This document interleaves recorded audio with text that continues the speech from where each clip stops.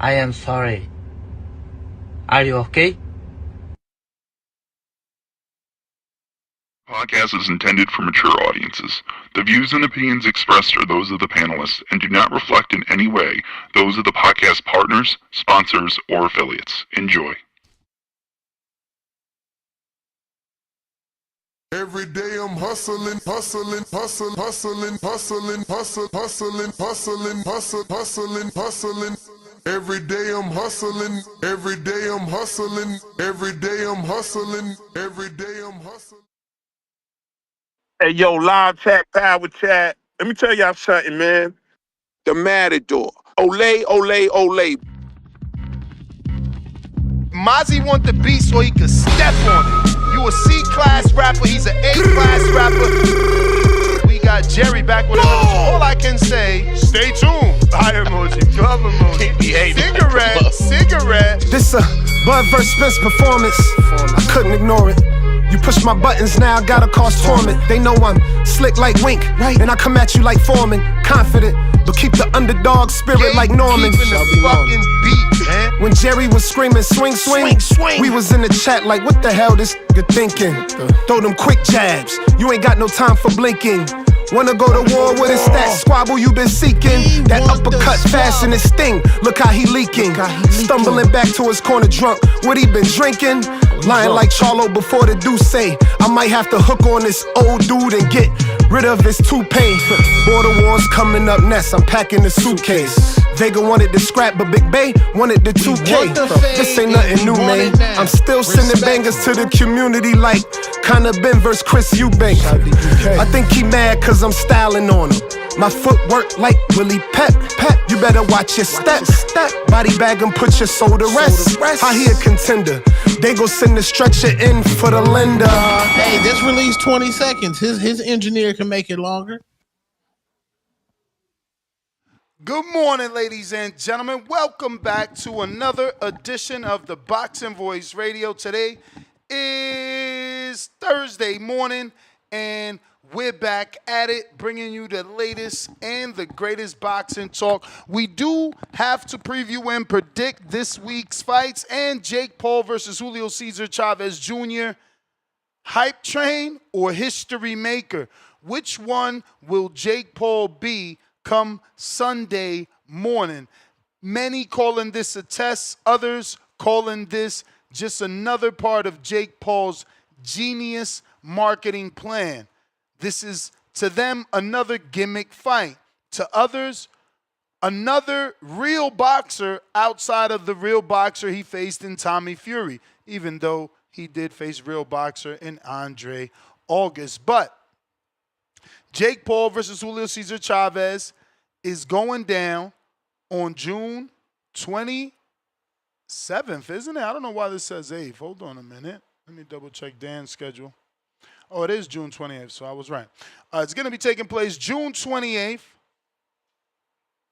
And, yeah, man, we're going to do the previews and predictions, give you keys to victory, and talk about the undercard fights that I feel deserve our attention, right? Obviously, Jake Paul in the main event with the son of a legend, Julio Cesar Chavez.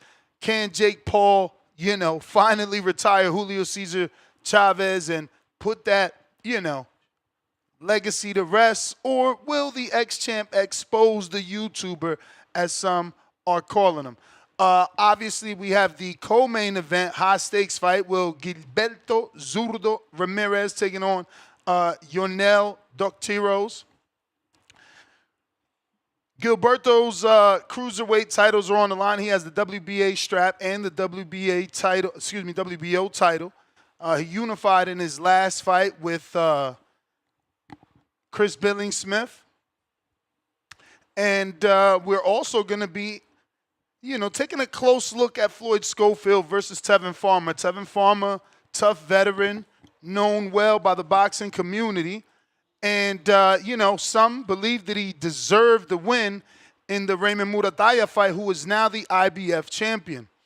Others feel he might have deserved the win in the William Cepeda fight, who is now the WBC interim champion. So that is a big step up in class for Floyd Schofield Jr. And we are going to be locked into friend of the show, Tevin Farmer and Floyd Schofield Jr. Then we got another friend of the show in Avius Griffin. He's going to be taking on Julian Hammer Hands Rodriguez. This is another good scrap. I just hope you guys know this is another really, really good fight. We got power puncher in Avis Griffin. He's trained by Bomac, Red Spikes, Isu Diegas, the Terrence Bud Crawford team. Can't forget Bernie. Julian Hammerhands Rodriguez, he's from New Jersey. Used to be signed to James Prince in Top Rank. Now he's the first fighter to verbally admit to being with TKO Boxing. So even though he's fighting on a Jake Paul card, he already has his signed TKO Boxing contract. So he is a, I guess, Dana White fighter. So we're going to give you keys to victory on these 3 or 4 big fights. It's 4. We'll give you, the main event with Jake and Julio Cesar Chavez. Then keys to victory for Zurdo, the unified champ, versus Doctito, someone he's going to be facing with the most power. I don't think Zurdo's ever faced anyone with that much power. Doctito's might be the biggest puncher he's faced thus far. Same thing, keys to victory for Julian Hammerhands and Avius Griffin. So if this is something you're interested in, come on over, migrate to the youtube.com/live show here and smash that thumbs up button. If you're watching this on X live streaming video, formerly known as Twitter, don't forget to also hit the retweet, repost over there. We need the help with the visibility. Yesterday's show was fantastic, and the, episode is really doing well amongst the boxing community. And we just want them to know that we do that every day, not just when we have guests. So I need your help in promoting this episode to get it as popular as yesterday's. Now, what you need to know is that June 28th is a DAZN pay-per-view, and the event, if you want to attend, is going to be at the Honda Center in Anaheim. The headline, obviously, is Jake Paul and Julio Cesar Chavez. It's only a 10-rounder, not a 12-rounder, so no eliminators, no belts on the line. The card does feature some belts, and I already spoke about that. It's going to be the unification for the cruiserweights with Gilberto taking on Dortitos. We got those exciting undercard fights we talked about, but for the most part, what you need to know is that this is a pay-per-view fight. Jake Paul decided to go to DAZN, but not keep it on DAZN subscription. So that kind of, messes things up. But for Jake Paul, many call him a YouTuber turned boxer. He did get a unanimous decision win over Mike Tyson. That was also the most watched fight in a very long time. 65 million viewers watched that fight. Jake has a very, very long reach. We talk about Bivol, Bud, but Jake has 2 inches longer than Bud Crawford, who's already abnormal at 74 inches. Jake comes in at a 76-inch reach and has the youth. So that makes him a minus 700 in the odds edge when it comes to my bookie. He's got wins over boxer Andre August. He's got wins over boxer Anderson Silva. And he has, popular knockouts over Tyrone Woodley and Mike Perry. For Julio Cesar Chavez Jr., he's more on the back half of his career. He's coming into the ring at 39 years old. He is the former WBC middleweight champion that shared the ring with with Sergio Martinez, and had a Julio Cesar Chavez senior type moment in the 12th round where he did drop Sergio Martinez, but we haven't seen that version of Julio Cesar Chavez Jr. in so long. Coming in with a record of 54 and 6 losses, 1 draw, and 34 wins by KO, what does Chavez Jr. have next? Left. You know, he's only boxed 344 rounds. Some might call that a lot versus Paul's 60 rounds of boxing. Recent wins for Julio Cesar Chavez. He's coming off of a unanimous decision over Uriel Hall, July 2024. And he's got losses over common opponent with Jake Paul and Anderson Silva. So Anderson Silva, at one point considered an MMA legend, defeats son of a legend in Julio Cesar Chavez Jr. And then the triangle effect, you got Jake Paul beating Silva, now trying to beat Chavez Jr. For Jr., it's always been discipline issues that linger throughout his career. But his experience can't be denied. He did share the round with Canelo Alvarez and didn't get stopped. Did do 12 rounds with Canelo.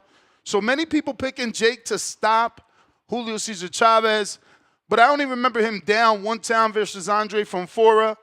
He's pretty durable. But at this stage of his career, what sort of durability does he have? And is he here just to pick up a bag? In terms of Zurdo Ramirez, he's 47-1. Only loss on his resume coming at the hands of the only man to beat 2 current undisputed champions in Dimitri Bivol. He defeated Gilberto Zurdo Ramirez, gave him that 1 loss. He has 30 KOs. He's 33, so still on the younger side of his career. Like we told you, WBA, WBO Unified Champ. Last win, he defeated Chris Billing-Smith in a unanimous decision November 2024. His style, obviously, he's got that pressure, and he's going to have to be facing a big, big power puncher in Dortitos. Dortitos, 39 years old. So we're starting to see a pattern here on this Jake Paul card with the opponents coming in at 39. Dortitos, 39. He's a Cuban fighter, former champ, but he has a dangerous knockout ratio of 93%. They say the power's the last thing to go, and he's been proving that. As his last win was versus Jose Urich, and he got a TKO. But that was in 2023.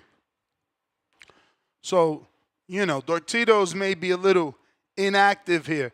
For Schofield, 18-0, 12 KOs. Youth on his side, 22 years old. Not as experienced as a Tevin Farmer. Did suffer some adversity in his last fight where he defeated Rene Teller's Grigron, but he did suffer a knockdown. He's may have the youth and speed over Farmer's experience. We'll see. Farmer coming in at 33-8 with 1 draw and only 8 KOs, but his power deceiving as later in the back half of his career, he's been getting knockdowns on high-level fighters like William Cepeda. But the 34-year-old is the former IBF super featherweight champ. He lost to William Cepeda, arguably to some, and also lost to Raymond Murataya, again, arguably to some. We'll see, does his slick style and defense test Schofield, who's never been in there with someone that moves like a Tevin Farmer.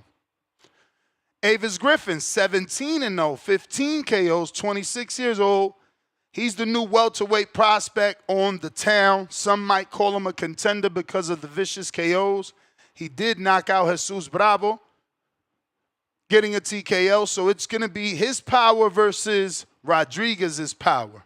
Some might say speed of Rodriguez or experience, but I believe because Rodriguez hasn't been on that high level outside of his loss, this is power versus power. Now, remember, the Avius Griffin is with Bomac, Isu Dieguez, and Red Spikes, that Terrence Crawford teams, so some may be giving him the edge to that. Keys to victory for Paul versus Chavez is kind of simple. Jake Paul just has to leverage his speed, youth for sure. Let's get Julio Cesar Chavez into at least the 4th round, and then start landing some heavy right hands. We all know Jake has tremendous power. We realize he has a 76-inch reach. He needs to start pumping that left hand jab to overwhelm Chavez early, use the reach, and just avoid being on the inside with Chavez. Chavez, on the other hand, I wish we could see some sort of throwback Chavez, because he was a walk him down type of dude. He had no fear back in the day in his prime, and he would wing that left hook to the body. And that's kind of what you need to do to Jake. Bully him, beat him to the body, and make him realize he's in the ring with a true Mexican brawler. I just don't know that we're ever going to see that version of Julio Cesar Chavez Jr. again, But he's got to try to, I would say, speed the pace up. Put the young Jake that's never been on this level or in a fight with someone like you, make that heart rate jump. Step on the gas, push the fight to him, use jabs, a lot of body shots, counter Paul's aggression. Watch out for that right hand. And hit him with some veteran flurries, Steal the round, kind of like Sugar Ray Leonard in the last 30 seconds of each round. Hit him with some flurries, do some fancy shit, and steal the crowd. For Ramirez and Dortitos, obviously Ramirez, we know his style. He's just got to apply his relentless pressure. Keep coming forward while watching out for Dortitos' power, but essentially beating him to the body the way that Gilberto does so that he can slow down Dortitos and take some steam off them shots in case he does get hit. He's definitely going to have to stay defensive-minded, stay tight, be careful when going to the body that he doesn't get countered with any power shots over the top by Dortitos. But essentially, Ramirez just needs to walk this guy down and do what he's always done, beat him to the body, push him back, and hope that he can't fight off that back foot. For Dortitos, I would say use the jab and try to time that left hook of Ramirez when he does want to go to the body. Maybe time him with a looping right. When you go to the body, you leave your head open. Maybe Dortitos with the power can really get Ramirez off his game if he hits him with an equilibrium shot with that, catching him going to the body. Try to maintain distance so that you can have him at the end of your punches and he can feel that 93% knockout ratio. And just exploit Ramirez's guard. Again, he's always so active, he's not really on defense. He uses a high guard so you could keep him on defense. So I would say pump the jab, Pump the jab. Shoot some right hands. Keep him with that high guard so he's not attacking you and definitely going to the body. For Schofield Farmer, again, Schofield, he's going to have to use his youth. So with youth comes speed and stamina. Throw combinations for sure because you can't get into a one-punch boxing match with Tevin Farmer. He's slicker than you, and he's going to land the better-looking shots. Schofield just has to throw and land. He's a puncher. I would say start to the body. Press Farmer early, who's older. Try to disrupt that rhythm that he's going to be looking for because he's the slick black fighter. Obviously, Farmer is a southpaw, so this could get tricky. We could get some head bunts with the orthodox fighter. Plus, Schofield does love to jump in, but he's just got to try to use precise movement and counter shots to frustrate Schofield so that he doesn't get hit with Schofield's head because they're both on opposite sides, right? So being as though he's a southpaw, he's got to be careful because Schofield is known to, get a little headbutt here and there.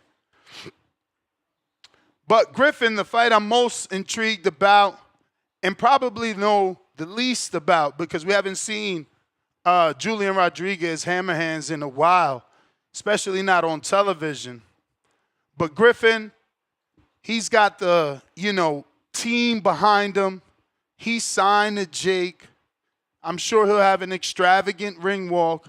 So he will already mentally have the edge. He needs to just come in, opening bell, applying pressure, and landing those big shots that we know he has. Try to overwhelm Rodriguez early, who's going to be looking to put together a more technical game plan. So Rodriguez, on the other hand, he's going to want to box at range and kind of slow down the pace of Griffin, who's looking for the big knockout. So he's got to use his footwork to lateral movement, kind of Devin Haney to slow down Griffin.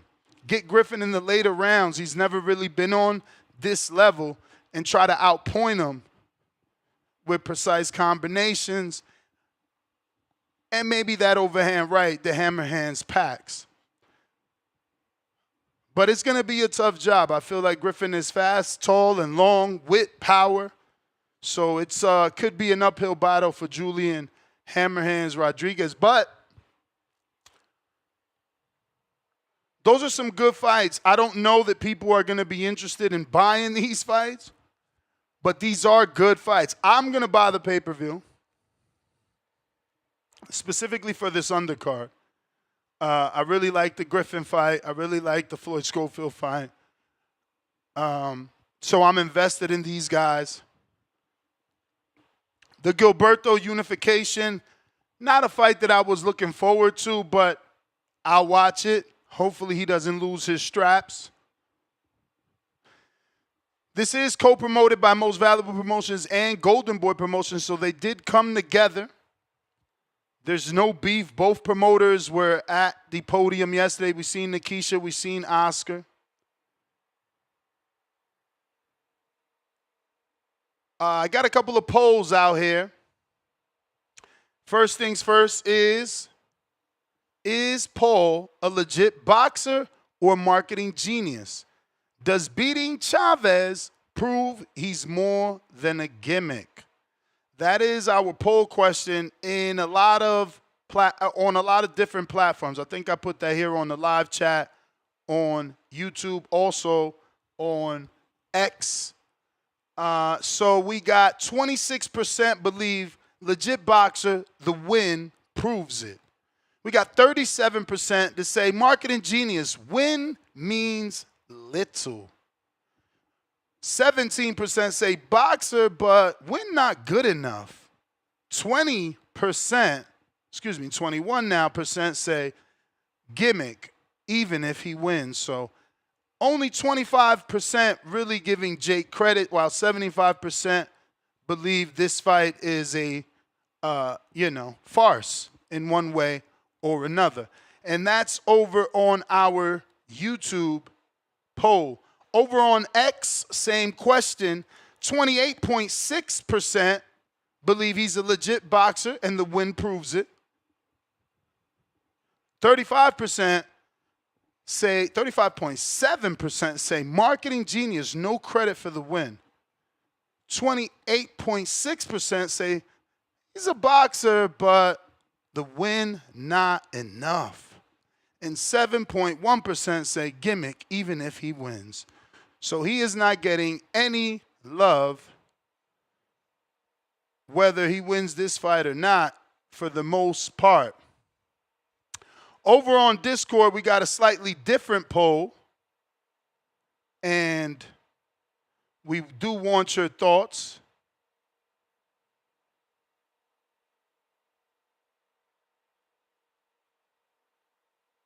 Actually, that's the wrong poll. Someone tagged me on the wrong poll. The new poll is Schofield versus Farmer. And the results so far are 11% believe Schofield by knockout or TKO, 33% believe Schofield by decision, 11% believe Farmer by knockout or TKO, 44% believe Farmer by decision, 0% fight ends in a draw. So we got one last poll to go to on our community page. Same question. Not the Schofield one, but the Jake Paul marketing genius. Does the Chavez fight prove he's legit? 12% say he's a legit boxer. Win proves it. 42% say marketing genius. Win means little. 14% boxer, but win's not good enough. 32% say gimmick even if he wins. So no one in the community, at least the Boxing Voice community on any of our platforms, are appreciating this fight for Jake, and it doesn't look like he's going to be receiving any credit for the win. They're chalking this one up to, strategic matchmaking, gimmick fights. Phone lines are open if you want to call in and voice your opinion. That's one of the talking points that we wanted to have you touch on. Does beating Chavez prove Jake is more than a gimmick?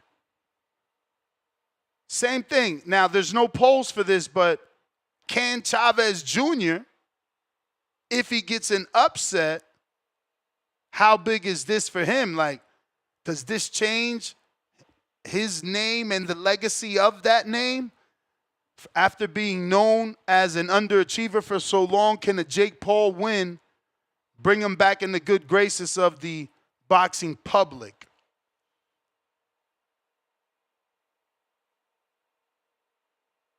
And for Schofield, can Schofield's youth and speed overcome Farmer's slick skills and experience, right? Like, we want to know, what's it going to be for Schofield? Is it going to be that youth and power, or is Farmer going to beat him on that experience that he's been able to compile over the last few years, And for Griffin, who's going to be the winner there? Who's going to come out as that welterweight contender? Both men have power. It's on a big stage. These are a couple of things we want to ask. I also want to know how you feel about the Jake Paul and Julio Cesar Chavez card in general. Are people talking to you about it at the water cooler? Like, are you on message boards? Do you see this being talked about on Reddit, on comment sections?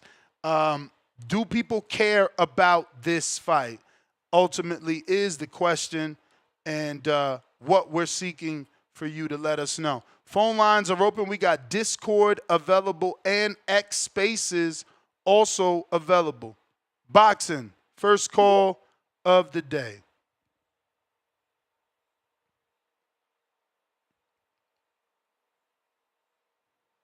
Boxing fight game, right? You have to unmute.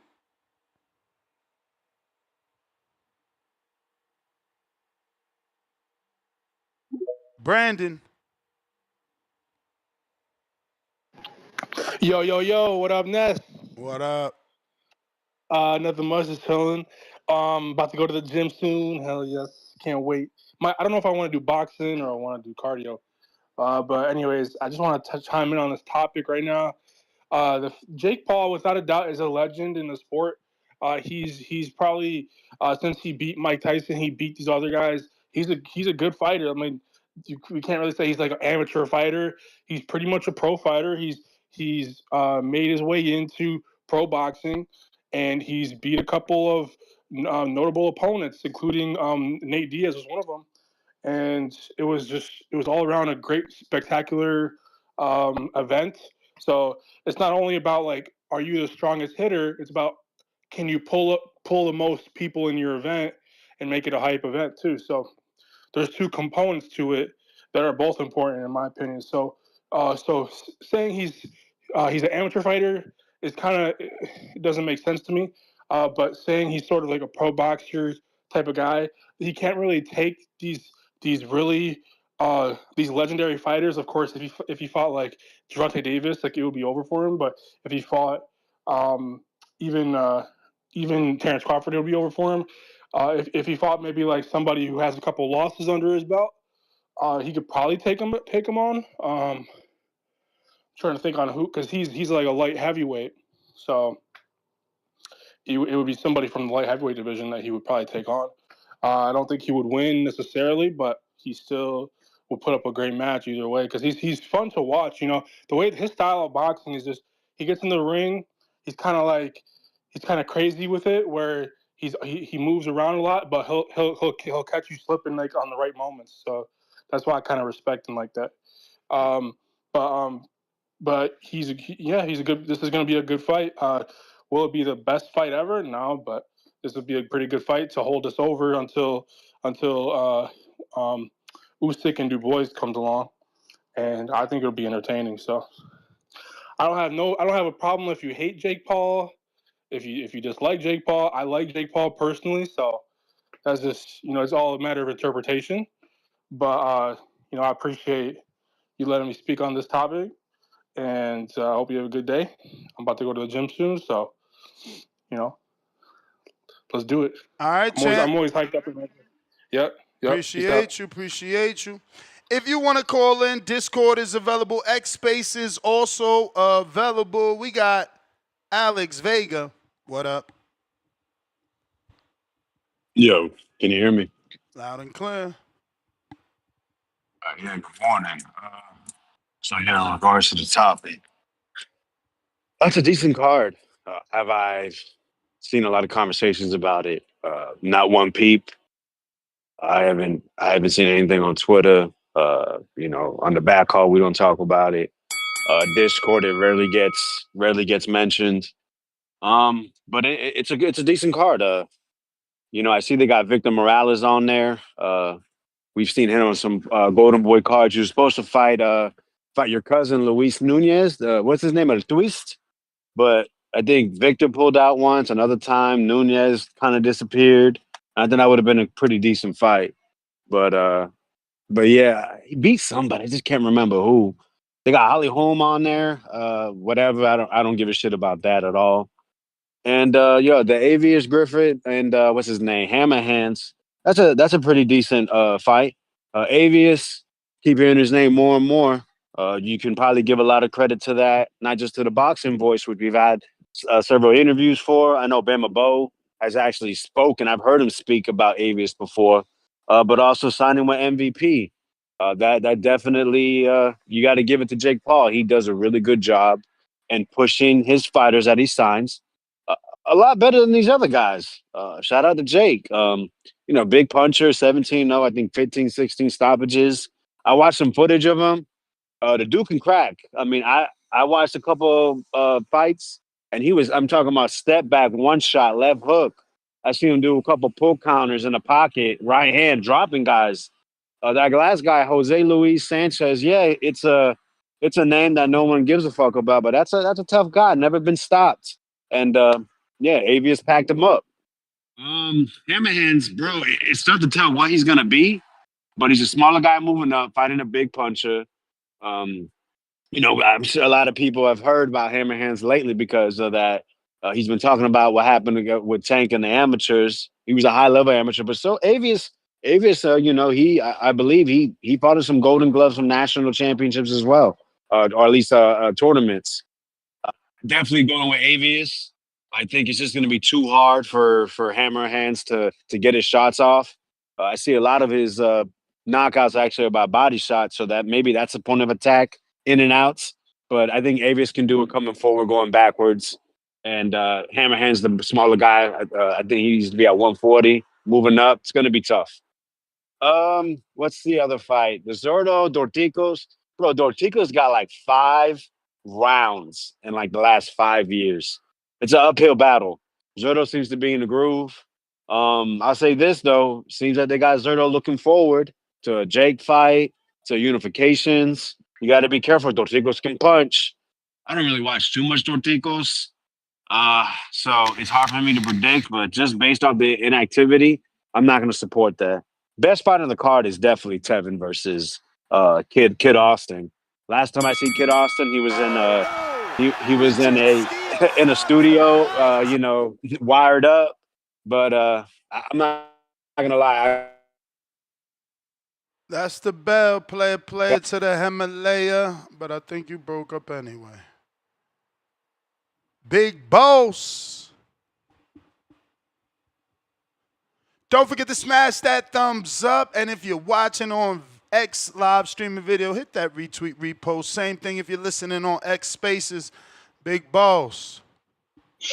Yes, yeah, you gotta let me know, like I told you, if when the bell up, cause yeah, I don't know why we cannot hear that shit on Discord. So, but other than that, my audio sound good or clear. Audio sound good. Bell started. All right, I appreciate you. Yeah, it's craziness. I was tripping. I literally it's like you said, it got to be the cussing or something. Yeah, YouTube shadow banning you like crazy. Like you literally got to go and search for the show. That's why I literally just put it up on Discord because you can watch it and everything. So you're right. It got to be the cussing. Like I don't know, maybe that interaction Tone had yesterday. They said, "Nah, we finna shadow ban this again," but I don't know. Aside from that, though, what you call it, just said Vega, he right. Surprisingly, I ain't been seeing no promo from this event. I wasn't even sure if you was gonna cover it, cause shit, I even forgot to say Liam Paro. I forgot he fought yesterday. He won, got that knockout. Liam Wilson, I seen he won, but everybody say he looked like shit. So, but yeah, I didn't even know this was a pay per view either. So shout out to Tone, Lord Child with a mega event next. Fire Stick Boys, we gonna be outside. 'Cause, yeah, I'm not paying for this, but I do like the event. So from top to bottom, I think personally, I'm gonna give Jake all the credit. I like the fight. I ain't mad at him for fighting Chavez Jr. I think Jake gonna knock him out late, like 8-9. That's what I'm thinking. I already bet I ain't over 6. Then I bet the plus money Jake plus 140 by knockout. So I like that. I think Zerto could possibly knock out Dorticos late. I do think full fledged Zerto gonna win that fight. I like the Hammer Hands and Avis Griffin fight too. Of course, I told you that's one of your top 5 interviews for me. I'm rocking with Avis Griffin all the way. If he get that stoppage, it's cool. If not, I want him to have a good tough fight. You know, like I say, he finna get his first WBA regional strap. Finna get his first WBA ranking. So I'm hyped for that. I'm rooting for Adrian. Of course, that Southern boy connection. Scrappy, shout out to Johnny from the Hangout Spot. Of course, y'all know one of our own. I know he had some weeks back. He had Scrappy on his show, and Scrappy said, "Well, like shit, they ain't tell me I couldn't tell nobody. We just waiting on the opponent." So he said a weeks back he was gonna be on this card. So shout out to Scrappy with his comeback. Of course, I got him winning that.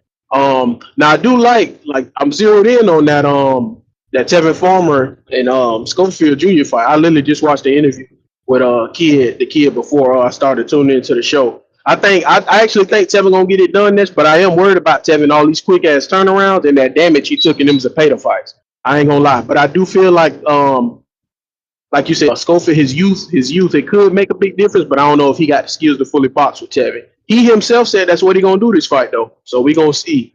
I truly don't know if he gonna be able to get it done because Tevin got the skill and experience, and he is slick, but like I'm saying, I don't know, man. Them turnarounds and that damage. So we gonna see. I personally root for Tevin. You know, I'm like you, this. I like them comeback stories and them underdogs. And aside from that, like Vega said, I don't give a shit about Holly Holm fight. Sorry, but that's all I got though. Appreciate you, Ness. I'll go back to listening now, man. All right, brother. Salute to everybody calling in and making their predictions.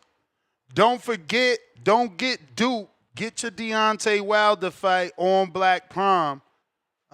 It's supposed to be only $6.99. I know I'm going to try and get it there and make sure it is what they're saying it is. I ain't paying $25. Forget that. But we're taking callers if you want to call in. Discord is available. X Space is also available. Those links are in the live chat, both on YouTube and on our Twitch. If you're on Twitch, don't forget to follow us there. We're trying to get to that 100 followers or more. We need your help. The call-in link is in the live chat. We got Malcolm Flicks.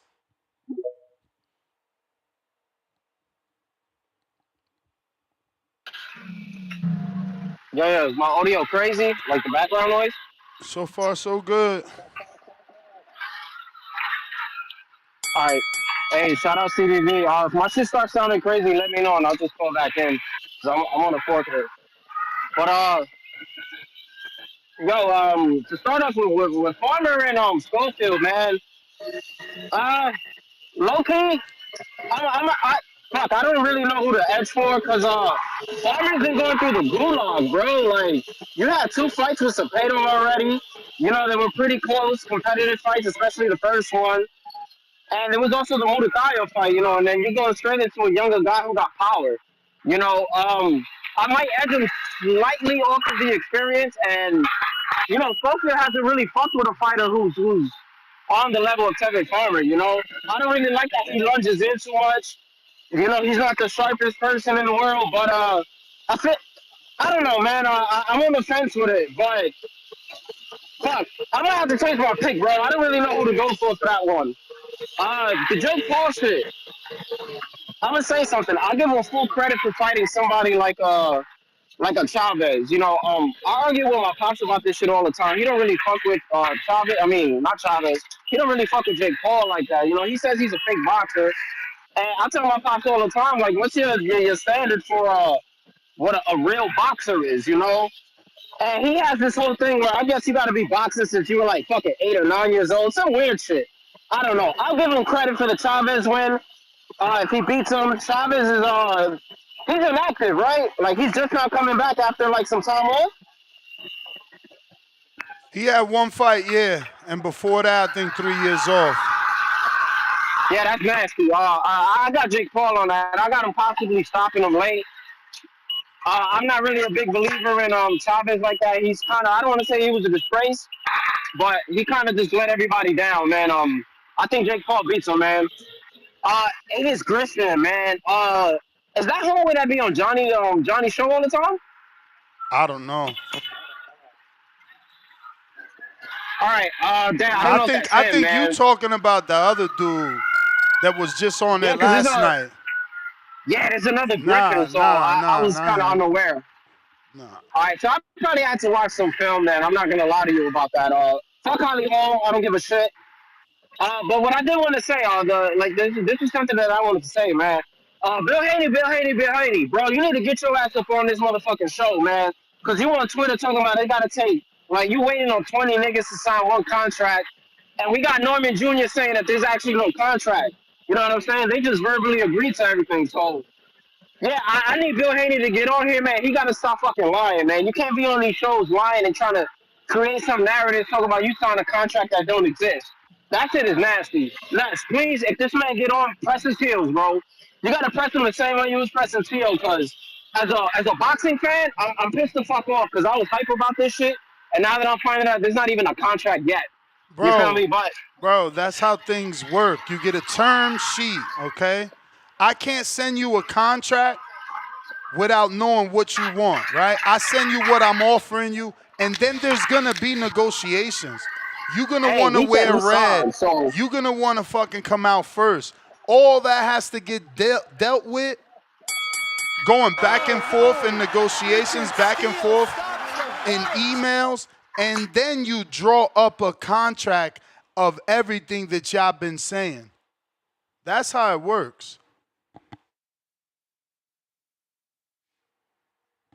I already told y'all that fight is gonna happen unless somebody back out. That shit is already, it's already agreed upon, bro.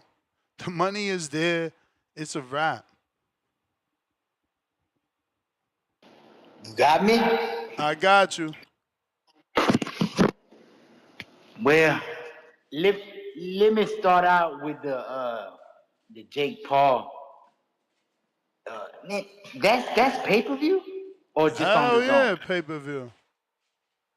How much pay-per-view? I gotta check the price, but yeah, pay-per-view, bro. Dang, cause you know I tell you like this. This is what I think. He did good by putting Schofield and Farmer on there, but I mean, like, man, who cares about Julio César Chavez? He ain't no Mayweather Jr. He ain't no Brian Norman Jr. He ain't even a Shane Mosley Jr. You know what I mean? It's like I don't know, man. I've never got excited for a Julio Cesar fight, and this is where I think Jake Paul needs to stop. He needs to stop trying to just get all these names. Just put yourself on a top ranked diet. On one of them type of diets. Start fighting guys that are serious.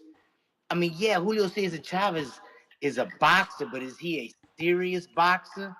You know, and it's like at least take some of these guys like that Tommy Fury. I respected that.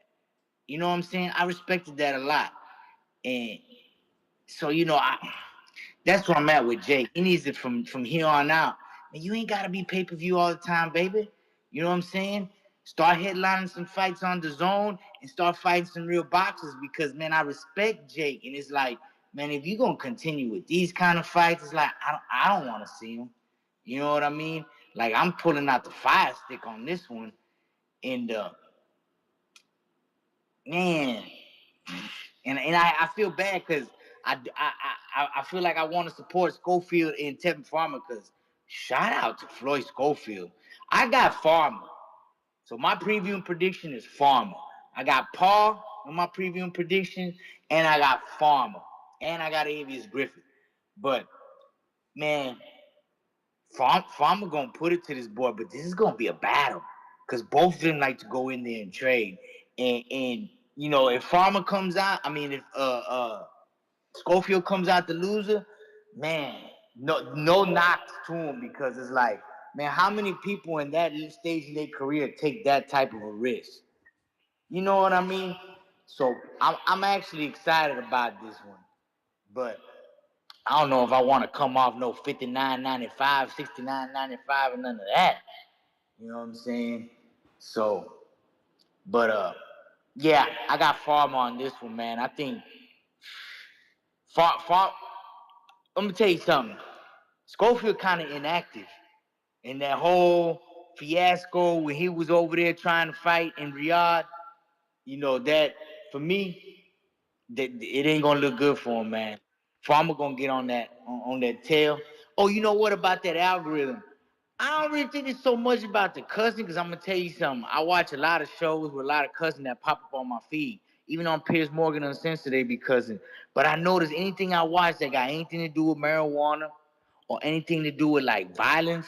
Like I used to watch Sean Porter all the time and Teddy Atlas, and I still from time to time listen to their analysis. And they don't be popping up on my thing. The pro box don't be popping up on my feed. And so I was like, and they don't even talk about weed. So I be thinking it's like a violent content thing. That's because man, it's crazy that brother brought that up because I was like, man, boxing boys don't be showing up. The pro boxings don't be showing up. All the crap that I don't even care about, I hardly even like, oh, that was interesting. Some freaking travel shows. Those things will pop up if I watch it the night before. I watch Boxing Boys every day on YouTube. So that's what I think about how something that might be on that. But yeah, man, that's all I got. And that's my preview and prediction, man. Shout out to Tevin Farmer, man. You doing your thing. Take care, Schofield. TBV, like and subscribe. All right, champ. All right, appreciate you. If you're trying to call in, now is the time. We're looking for your previews and predictions for the big pay-per-view fight with Jake Paul and Julio Cesar Chavez. Might not be the fight you want, but it has a good undercard that maybe gets you to come outside. I see a lot of people saying that Fire Stick gonna be outside. But hey, to each his own, man. To each his own. Right now, we're taking calls if you want to make any predictions. If not, short day, okay. I just wanted to do what I needed to do. I did check the zone, and they're still not offering a 3-fight bundle. They're really crazy. They're either offering you Berlanga, Jake Paul, or Berlanga, Dubois. Nasty work. They're not even offering you to buy Dubois and Jake Paul. It's all about Berlanga. You could only bundle it with the Berlanga fight. You can't get a 3-fight bundle. It's crazy. Because I need that fight. I'm going to have to watch that fight. I'm just going to keep waiting until final day, see if they do a 3-fight bundle, man. But today is Thursday. Still no 3-fight bundle, so we probably ain't going to get it. It's not Netflix, fellas. People talking about how you gonna fire stick Netflix. This ain't Netflix. This is the zone. We gotta pay. Boxing fans gotta pay for everything, man. Phone lines are open. Last call for them callers. Shout out to Jake Paul, killing the show early.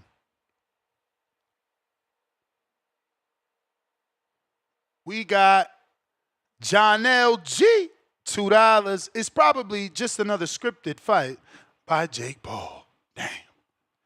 Adrian with the $2. Julio always been gun shy. Bet Jake by decision. Yeah, I know. I see people saying Jake by knockout. I just feel like, can he? You know, Chavez has always been durable. Maybe this is like the last leg, and he could get stopped because he's just tired of training, doesn't really want to be here looking for a check, but he's usually been durable, bro. And I don't know, is he going to fight a little bit harder not to shame his father? Because it's like, you know, it's like you about to lose to a YouTuber. You really going to fuck up the last Yo, name. what up? What up? What You up? hear me, Ness? Yup. Alright, cool. Hey, so unpopular opinion, I actually kind of like the Jake Paul Chavez fight. I used to be hating on Jake Paul, but when Ness, you convinced me when you were saying like, look at Benavidez his first 10 fights, look at these guys' first 10 fights, and this guy's coming up with no amateur experience, well, very minimal. And he's fighting these guys, ex-fighters, athletes, all kinds of stuff, right? And now he's fighting an ex-world champion. That's got to be something that should be looked higher on. So I actually kind of like this fight for Jake. He's picking his fights very well, and I'm actually a fan now, and I'm liking what he's doing with the sport. I was, like I said, I was a big hater at first, but now you know I can dig it. I'm not hating no more. He's just a very popular man. Now, what I am still fucking pissed about, sorry for the cussing, the zone charging for that fight. I mean, I know it's Jake Paul and he's popular and stuff, but like, damn, man, we already paid the monthly subscription. We freaking now we gotta pay all these damn pay-per-views. Man, that's just it pisses me off, man. Especially when I first got into the zone, I was there from the beginning when they were paying Canelo all these commercials saying pay-per-view's dead, and even when they stopped doing that and they started charging pay-per-view to get Canelo back and all that, I understood that. But now they're trying to make every fight card a pay-per-view fight card, and the only ones that are free are the UK fights, and that's BS, man. And yeah, I'm sick of that. I even canceled my subscription not so long ago, and I had to get it back just because I get pissed off sometimes. But I might have to do a two-tone and fire stick that shit, man, because I got a baby and stuff, and I can't be paying for all these damn fights all the damn time. But I'm a real boxing fan, and I very rarely fire stick because I hate that buffering stuff. But that undercard for Schofield and Farmer, it's gonna be a rough fight for Schofield. Farmer's slick and all that, and I'm really excited for that fight. That fight's gonna be really good. But yeah, Schofield, I don't think he's as experienced. He's experienced enough. He's probably gonna have a little bit of ring rust. You know, he just got brought back from the dead out there in Saudi, so I don't know. I'm totally kidding, by the way. I think he was probably just a little food poisoning or something. But yeah, I'm excited for this weekend. Hey, when is that Dubois fight again?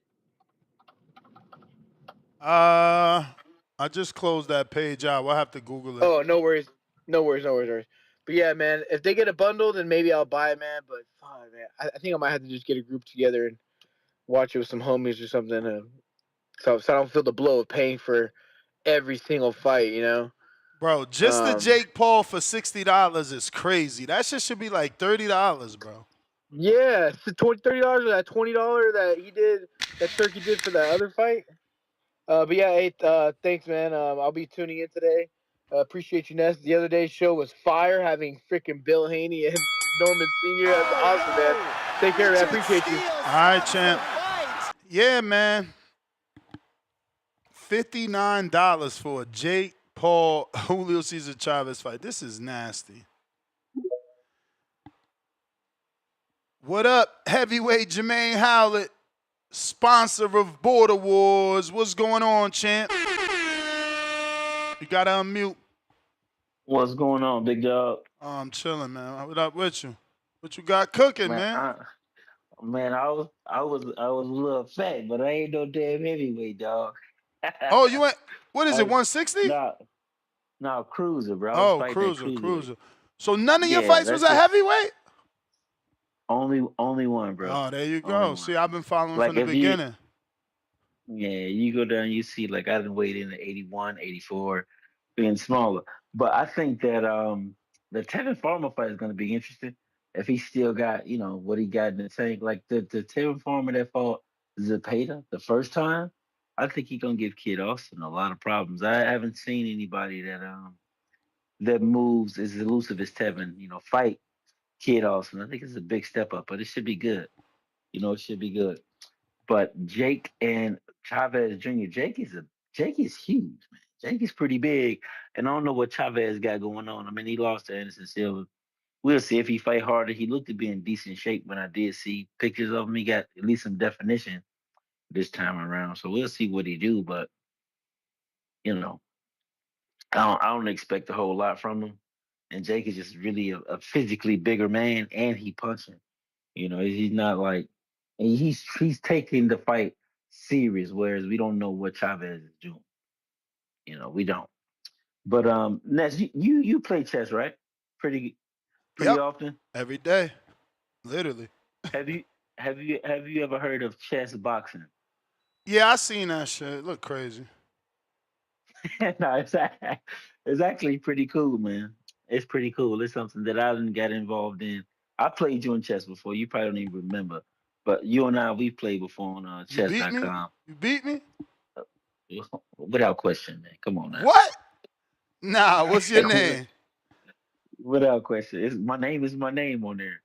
I'm about to look, because you know I keep the score. Yeah, he keeps the score, dog. We played, bro. It was pretty easy game. You decent though. Hey, yo, now I You really need to see your score. Where you at, dog, friends? we Search. was on the we played live. You was actually doing the show when we played.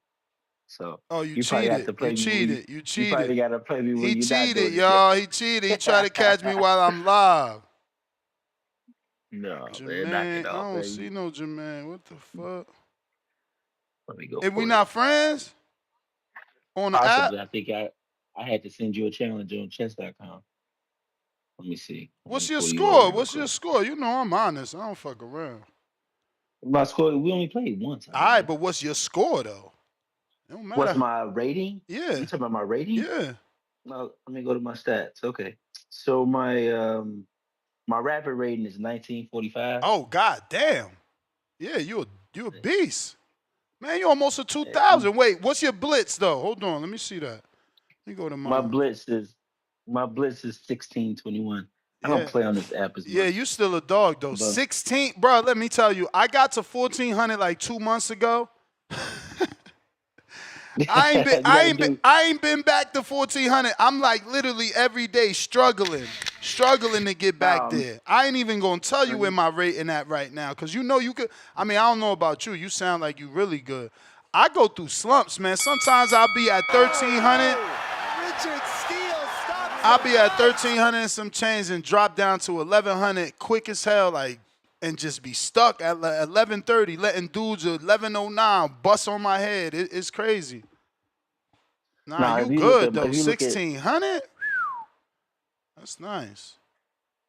yeah, if you look at my stats, I'm in a slump right now too. Those are my slump stats. Okay. I can't find you. That shit ass. But 1,600. That's yeah. That's good. Yeah, but you give chess boxing a look, man. It's something that I've actually got involved with because of course I'm a pro boxer, but I play chess competitively as well. I've done tournaments, all that kind of stuff. So my regular over the board rating is 1825 in classical chess, so I'm pretty decent. You said your rapid was 19? No, that's on chess.com, but I'm talking about live play over the board at tournaments. It's Yeah. 1825. It's 1825, which is still pretty strong. I got some growing to do, but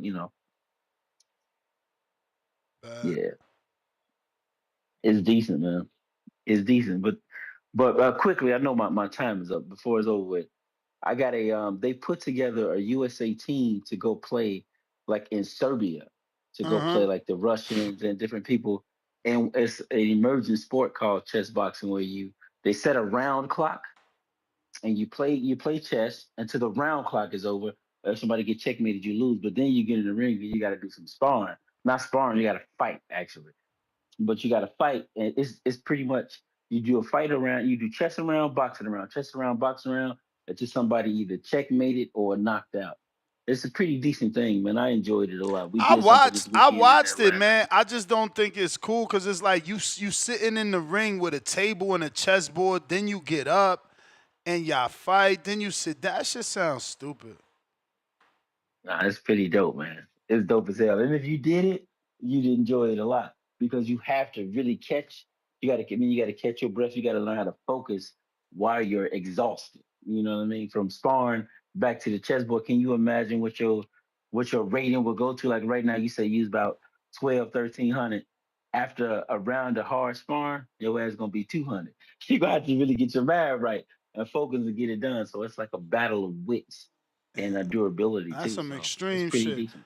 I find it. I swear, I find like if I listen to music and play chess, I lose more. I don't know that I could You be good do. at that. You gotta focus. Yeah, You gotta focus. You gotta be able to censor yourself to control everything.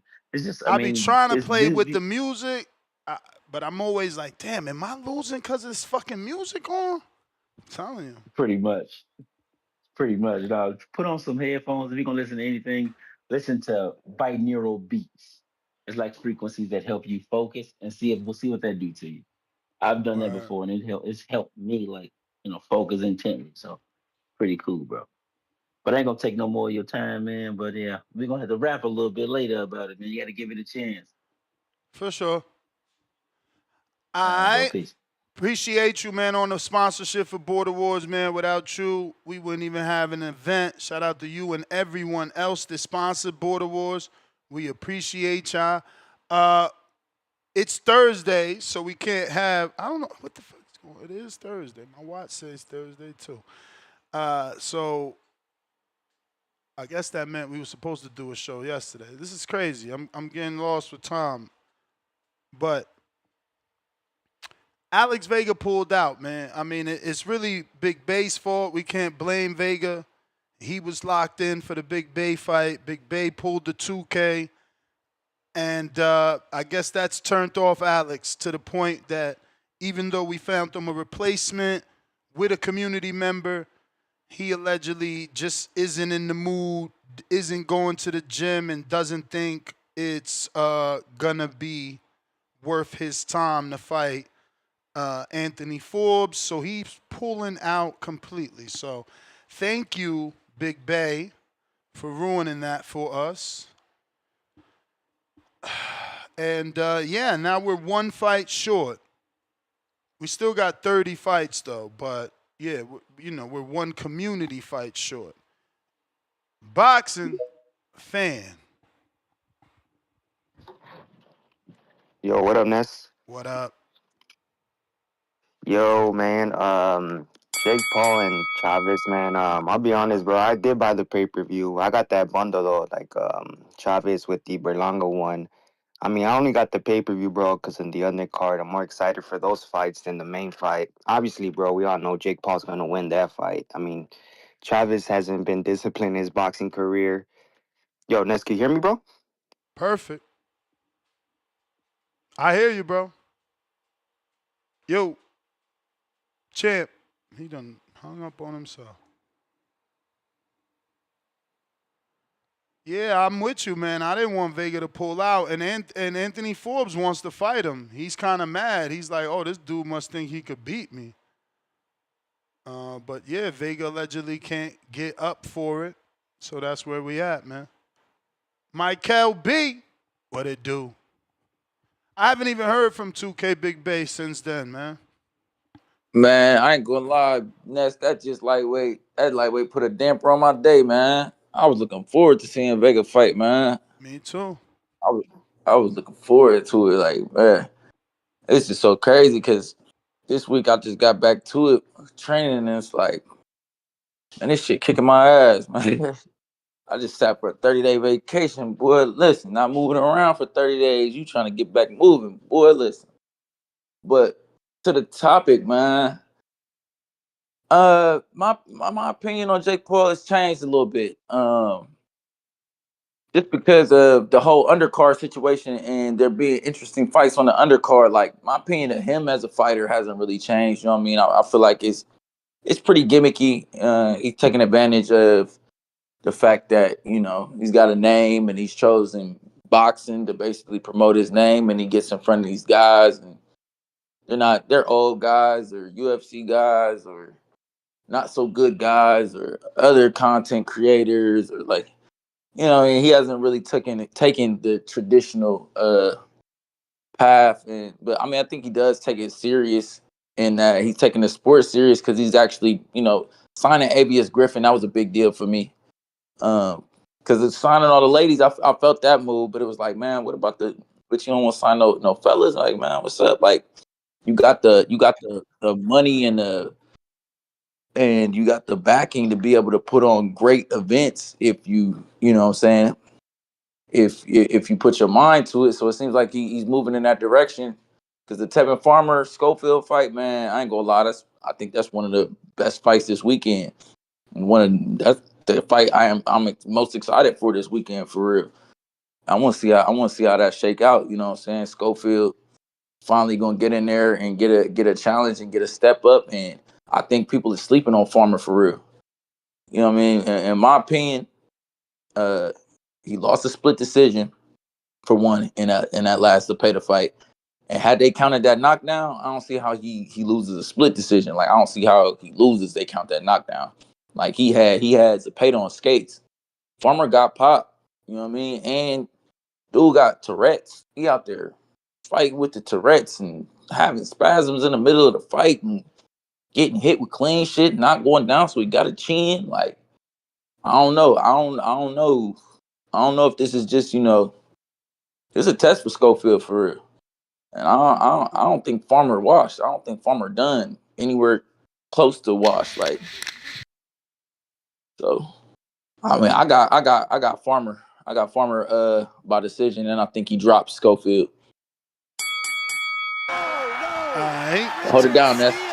You the man, champ. You the man. Al in the Bay. Buenos dias. Yo, what up? What up? Man, I want to say it's a gimmick fight, but he is fighting a real boxer. So you got to take the hat off to him for fighting a real boxer. So I can't fully say it's a gimmick fight. Even he's not fighting like the guys that he think he can beat. That he said he's not fighting the guys that he said he can beat. He's fighting the guys that he know he can beat. But I know that's the name of the game when it comes to boxing. He's a great promoter. Don't get me wrong. He's a great promoter. Boxer, kind of missed me on that. His promoting skills is good. He's going to be one of the next top echelon when it comes to boxing promoting. I even put him up there with the Top Rank and Golden Boy as promoters. I put him on that type of high extent as promoting. But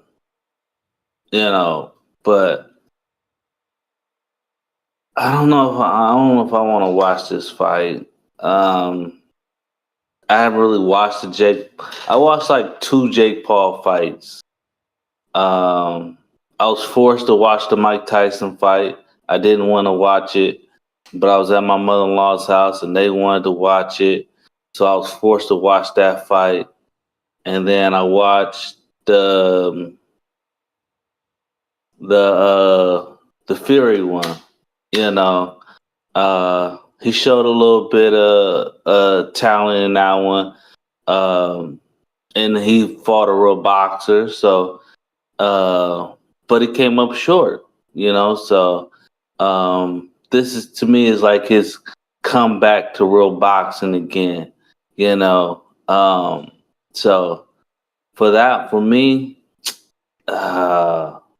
if he wins, I give him credit for it.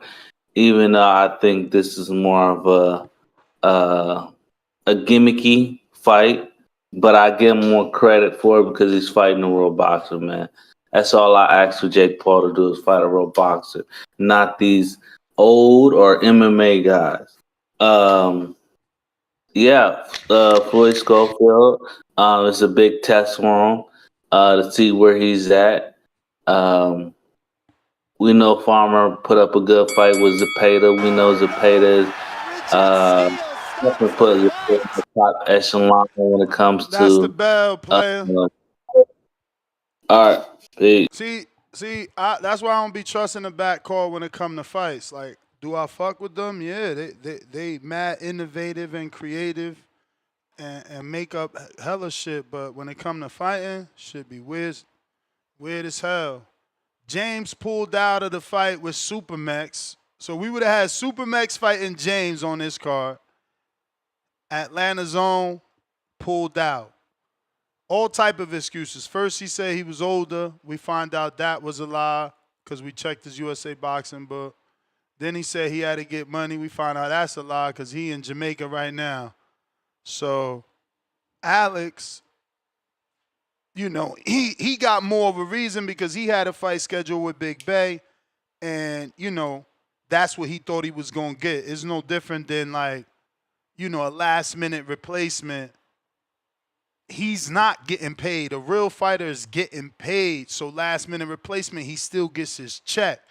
For Alex, it's like last-minute replacement, and I still got to pay to go fight. It's not worth it. But he did pull out of a fight with another community member. Anthony Forbes always shows up. Always did. You know what I'm saying? It's nasty work. Jorge in Mexico.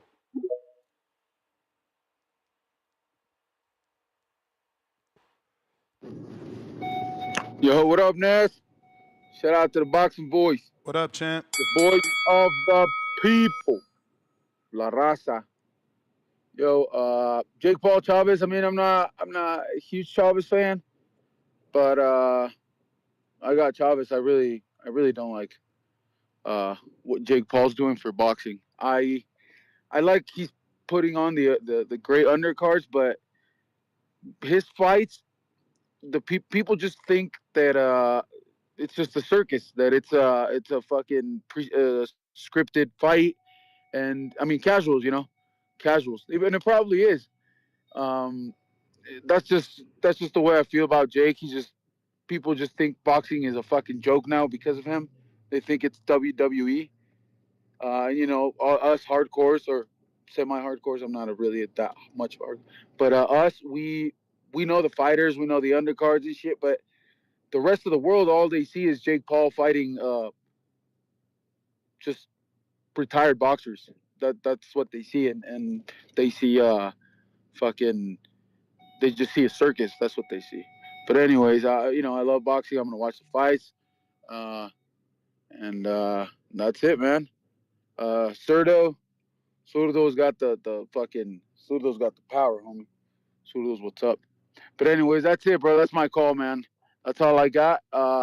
Shout out to the Raza. Shout out to everyone. Peace. All right. We got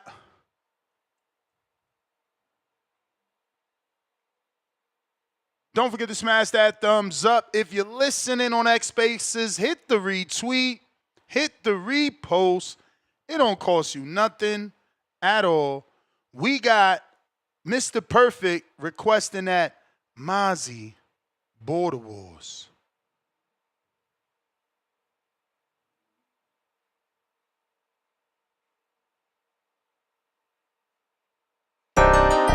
We can even get a bigger venue. People in Vegas want us back. Wisconsin is a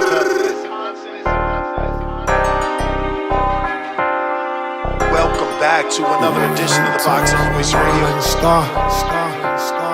Boxing Voice. I hear you talking, I might have to pull his card. You walk it like you talk it, I'ma walk out like a star. Let's get it pop, let's get it pop. The girl start when I make my ring walk. Leaving with a broke jaw for that broke cheap talk, cheap talk. My footwork, sweet pea, bud crawl, fuck crawl. Left hook like Sugar Ray Robs. I'm a problem, can't solve.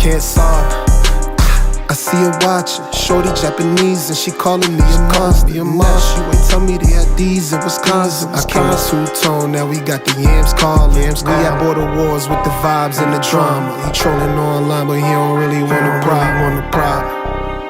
Say chant, we about the same weight, meet me halfway, chant. Border wars. Come out and TVV getting bigger and we taking shit on tour.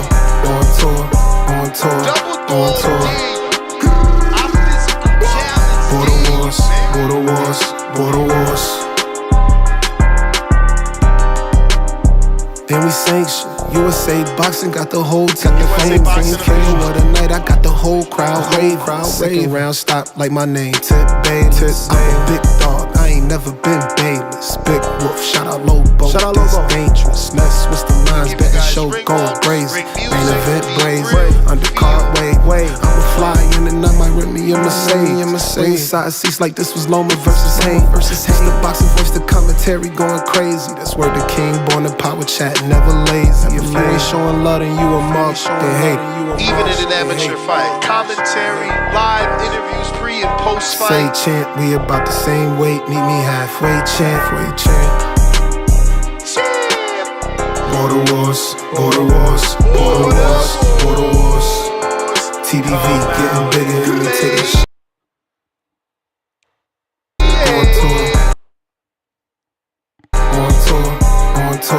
On tour.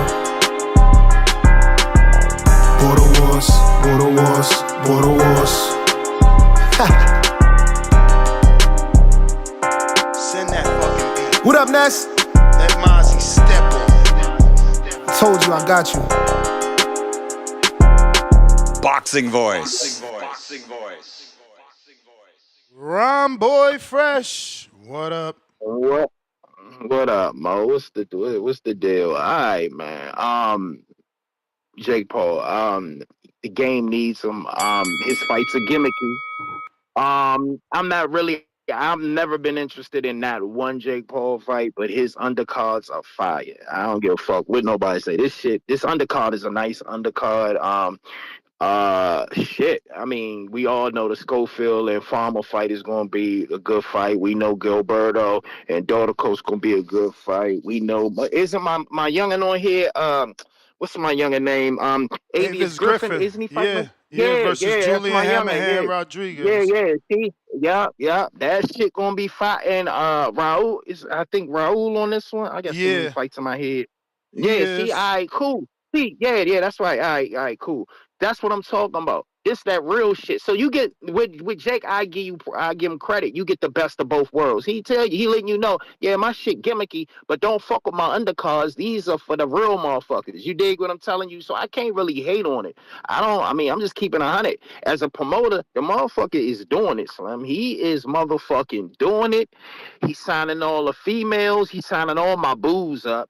But the reason why he can't get the dudes is because dudes act too, and motherfuckers be acting too entitled. So it's hard to do work with guys, especially athletes that's been athletes their whole life. They entitled, whether you talking about boxing, basketball, whatever. Go down, they act too entitled. It's hard to do business with them.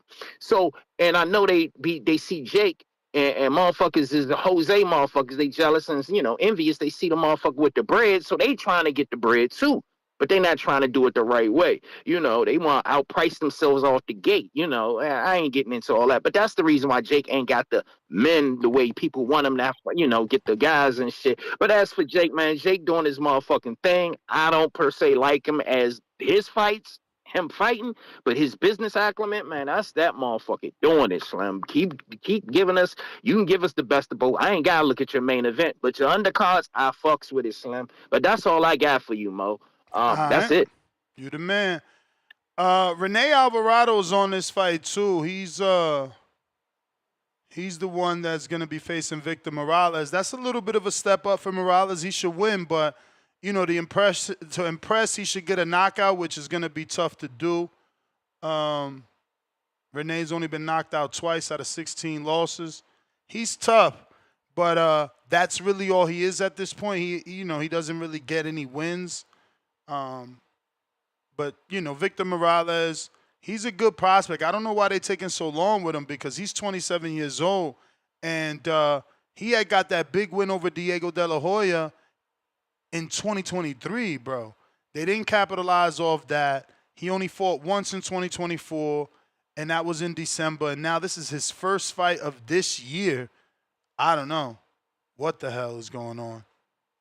They also got Joe Heraldes. It's a very deep undercard because it's a co-promotion, right? So you got a lot of Golden Boy fighters, and then you got a lot of Jake Paul fighters, right? The Raul Curiel, he's coming off of that draw. So that's Golden Boy putting him back in action after getting that draw with Alexis Rocha. Victor Morales, another Golden Boy fighter. Holly Holmes is a Jake Paul fighter. Joel Heraldes is a Golden Boy fighter. Gilberto, Golden Boy. Avis Griffin, Jake Paul. John Scrappy Ramirez is a Golden Boy fighter. And Alexander Getcha, we've been interviewing him for a while. He is a Jake Paul fighter. He's actually been in that Reynoso camp a lot. And it looks like MVP officially signed him now. He comes out of that Jackrabbit gym with... what's my man's name? Jesus, you see how it is in boxing? You get knocked out and you're forgotten. The kid that was supposed to be fighting Schofield, what the fuck? Oh, Lord, I can't remember. Y'all know who I'm talking about.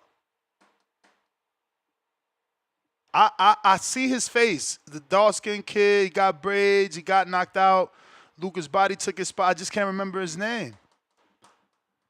Oh, my Lord. Whatever. Y'all know exactly who I'm talking about. TB.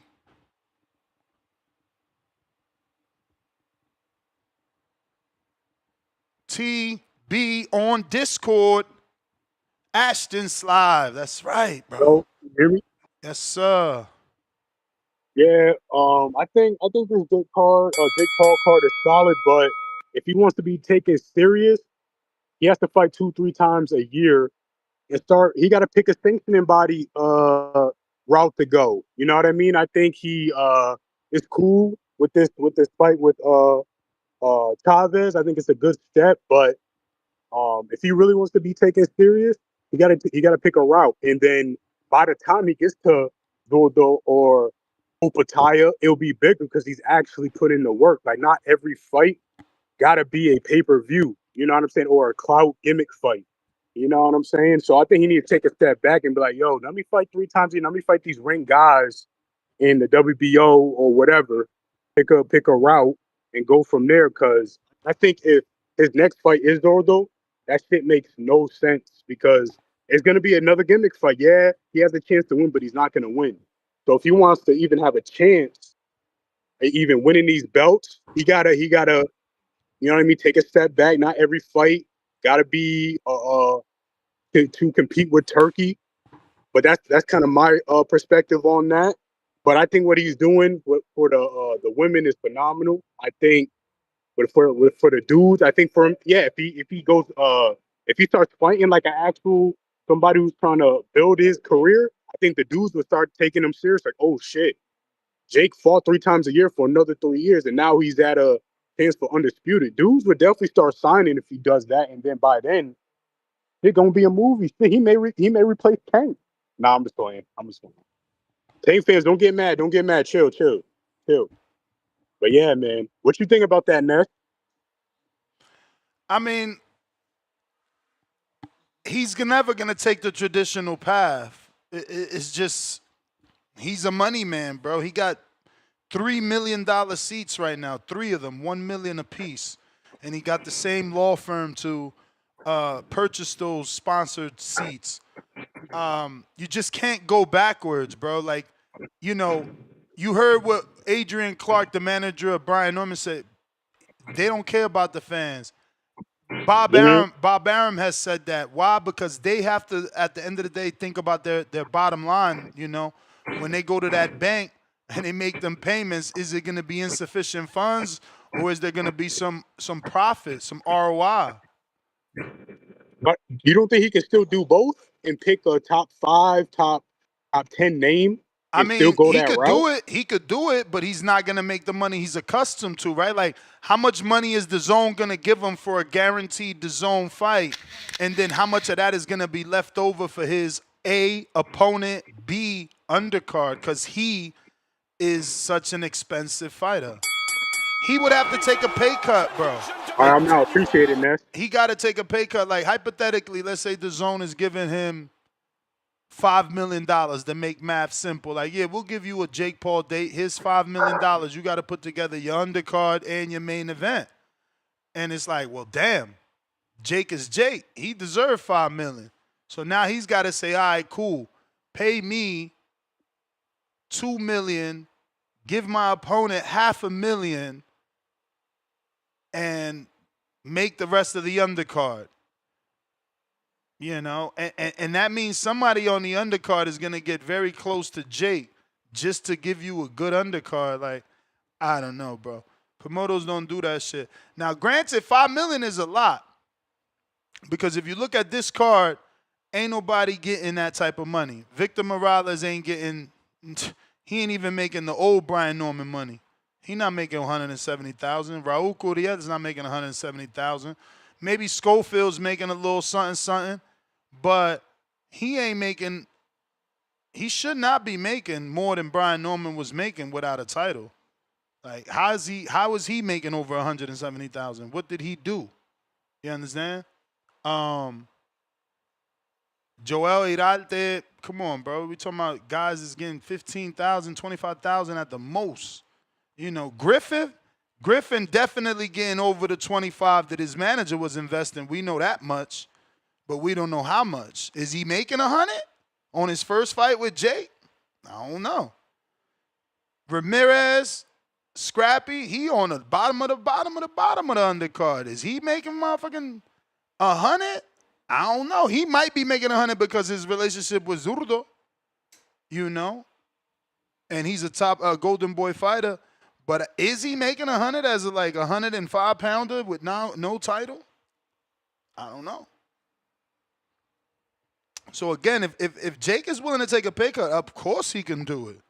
$5 million is a lot, you know. Give Jake 3, pay everybody else with the $2 million. Give Jake 2.5, 2.8, pay everybody else with whatever's left. Because the only one that should be making some money there, and I don't know that Ramirez, Gilberto Ramirez is making $1 million.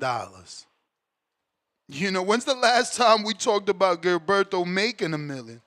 Where's his last headline? Maybe in Saudi, but like in that Latino card. But like, when's the last time we talked about Gilberto even getting $1 million? You know? Maybe he got his silently. I'm not denying that he's on $1 million paying scale yet with 2 belts, especially coming off a Saudi card. That would be stupid for me to say the opposite. But is he getting it for this fight? Is he getting what he got in that Saudi unification for this fight? You know, I don't know. Especially when, Dortitos is dangerous, but, bro, they're getting this dude like a 2-year layoff. So, you know, that's like a gimme, you know. The promoter's like, all right, I might not be paying you that much, but I'm giving you a dude coming off of 24 months off. I'm setting you up for a knockout if you do what you need to do. So, I don't know. It's really up to Jake, bro. Does he want to take a pay cut? He could do it, but again, why would he do it? To appease fans that they're gonna call him a YouTuber and he's not a real boxer, and most of y'all gonna steal the fight. Most of y'all gonna go to the fire stick. So I don't know. Malcolm, what up? Yo, you hear me? We good? Perfect.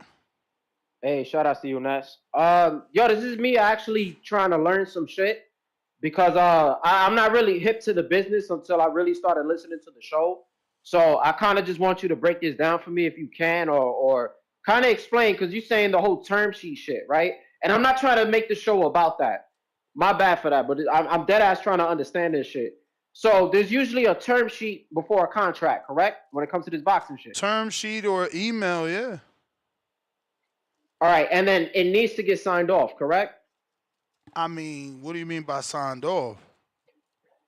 But I mean, you get some kind of all right. So Because what does the term sheet normally I've never heard of consist a docu. I mean, the term sheet's going to consist of the terms of the fight. Like, yo, we want who's the two parties? All right, so the offer's going from Turkey, and that's the thing. This is non-traditional. Normally, everything I'm saying is coming from the A side promoter, not a financier.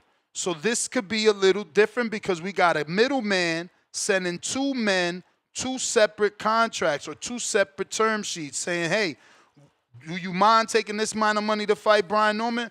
Nope, we don't mind. All right. Brian Norman, do you mind taking this amount of money to fight him?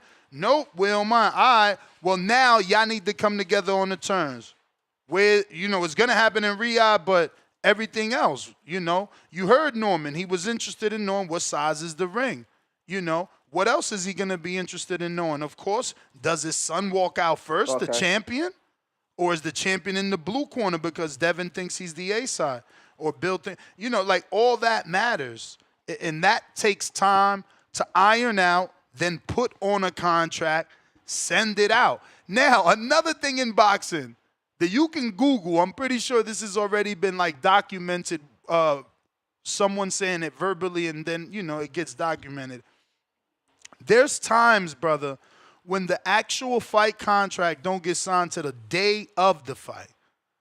The day of the fight. No, I've heard of that. I heard of that. Yeah. So all that shit, he ain't signed. He signed, bro. Don't fall for that. It's like I said from the rip. When I seen, when I seen Bill, can I just cut in real quick? Let me just say this last thing. Let me just say this last thing. When I seen Bill put, "Are you gonna take what you wanted for?" I know he's trolling. Because he don't know what the offer is. And what did I say when he was on the show? I said, Bill, you don't even know what the offer is. He didn't contest that. They don't know what each other's offer is, bro. So it's gonna take time. Yeah. So this was the main thing. I don't know. Did you catch Johnny's show by any chance? When I went, he had the other dude, so I thought maybe Norman didn't show up. All right, so no, he was on, bro. And this is why I kind of said whatever I said, right? And then honestly, bro, thank you for kind of explaining that. Like, I kind of really needed to hear that, right? The thing is, Bill already said whatever he said, prior, earlier on, yesterday on the show, he was just saying we signed whatever he said on Twitter. Now, from Norman Jr., Johnny specifically asked him if there was any kind of contracts or anything that was signed, and all Norman said was nothing got sent. This is just nothing but a verbal agreement. I think he said when it came to the money, he said that there was like a potential purse amount. Again, nothing's written in stone. He said that he was pleased with whatever amount of money, but nothing is sent. Like, nothing was signed. And Johnny specifically said contract or anything of that. So, but again, you got to remember, he's dealing with a management company. So he's got someone acting on his behalf, talking to the people that they need to talk to, getting whatever documents and emails from the people they need to get it to. Then he's relaying it to his client. Bill is direct. Bill is the manager. All right, so I'm going to hold you to that, bro. You feel me? But thank you for the information. You know what I'm saying? Listen, it's like I told y'all yesterday. I'm not gonna lie, but it's like I told y'all yesterday. It. I ain't get my info from Bill or Norman. Neither one. Yeah, you can't drop the source? Can't drop that source? Of course not. Of course not. But it don't matter. It don't matter because I was right. I get you. I was right. I get you. All right. But all right, thank you, bro. I appreciate that. I try to learn more about the business and boxing and shit. So again, like I told you, bro, I'm still iffy. I'm still on. You know what I'm saying? I'm walking on ice, on thin ice right now. You know what I'm saying? But thank you, bro. I'm gonna keep tuning into the show, man. Shout out CBV. Appreciate you, man. All right. Listen, if they got a contract together for Teofimo Lopez and Devin and they was on, you know, which I call it the 1 yard line, they're not going to have an issue, bro. They're not going to have an issue here. Believe me. Believe me. Everybody get their highest payday when they fight Devin. You know, they never have anything mean or evil to say outside of Ryan. Ryan's the only one that says he hates Bill and, you know, F the Haneys, but no one else says that after doing business with the Haneys. It's just the bottom line. Everyone else has gotten their highest payday, and they're happy. So I'm not, again, I didn't get my info from Bill or Brian. Brian is no longer the manager. He stepped down. The manager is Adrian Clark and Jolene Mazzone, Fighter First Management. If you go to Adrian's Twitter on Instagram, if you go to his Twitter, he said the ball's rolling. But everybody else, like, you know what I'm saying? Y'all listening to limited information. There's only but so much they can say. You know, nobody's trying to ruin the deal before it's actually cemented in stone. You know, but again, I think that the biggest issue always is the money. That's always the money. Who's going to pay for it? You know how many good fights I could tell you right now? Who's going to pay for it? Who wants to buy it? What network is going to give the money to them two fighters to put them on? That's always what matters. And because it's Turkey, we know it's a possible DAZN, worst case scenario, a pay-per-view. Because it's Turkey, we know there's no discrepancies with money. Bro, just relax. Let this shit happen. That's the issue with negotiating in the public. We want everything right now without understanding. Anybody that bought a house, how long did it take you? Even if you bought a car, how long was that process? That shit take damn near all day.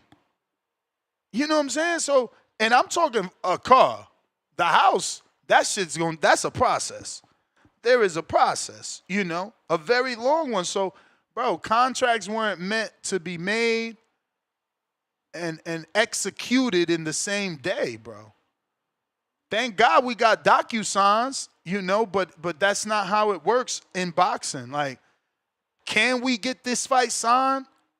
Maybe, because we've seen bigger fights not signed till both men are in the fucking locker room with their gloves taped.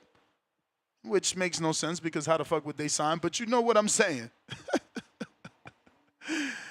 Tres Leche, what up?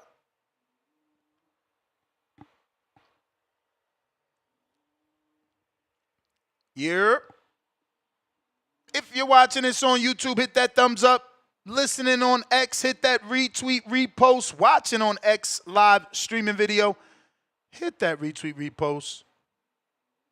It's Tito Vos, $10. The community got to understand that Jake is just using his celebrity to get eyes on the undercard. Chavez is a Nepo baby. Jake gets no credit for beating him. I'm giving him credit, bruv. Shit, I don't think I can go and beat a former world champ. So that's how I look at it. Y'all call him a YouTuber, so that means y'all think he's regular. So if he's regular, he's just like you and I. Can you do what he's doing? I ain't think so. Pistol Parkway, Mozzie, $2. Love family, 100. Salute emoji, TBV Records. Champ. Roscoe, $2. Jake Paul is just an opportunist. Hate Jake fights. I hear you, champ. I hear you. We got Clemente. Looks like Tres Leche is no there. No there.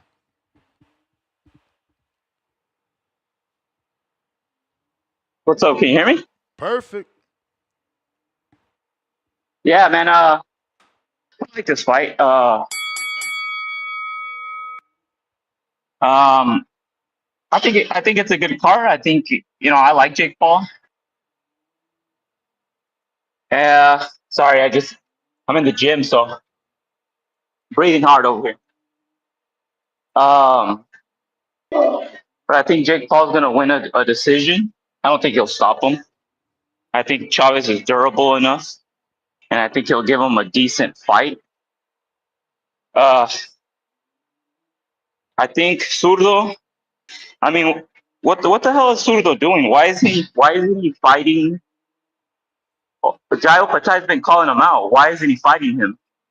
Like, what's going on? Like, is there any talks about fighting him? Are there any plans? I don't know, bro. There's been talks for sure, not negotiation talks. There's just been, that's what the people want.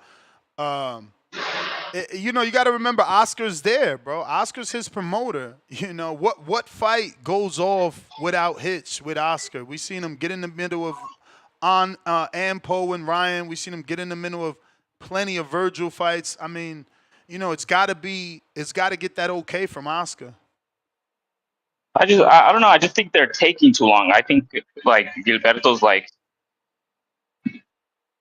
if he faces someone who's like just as talented but bigger than him, he's gonna lose, and they're gonna lose that opportunity, that shot. But then moving on to what's his name, Floyd Schofield and Kevin Farmer. I think Farmer beats him. I think he'll beat him. I don't know if they'll give him the card. I don't know if they'll give him the decision, but I think he'll win the fight. I just don't think Floyd's fought the opposition that on the level of Tevin.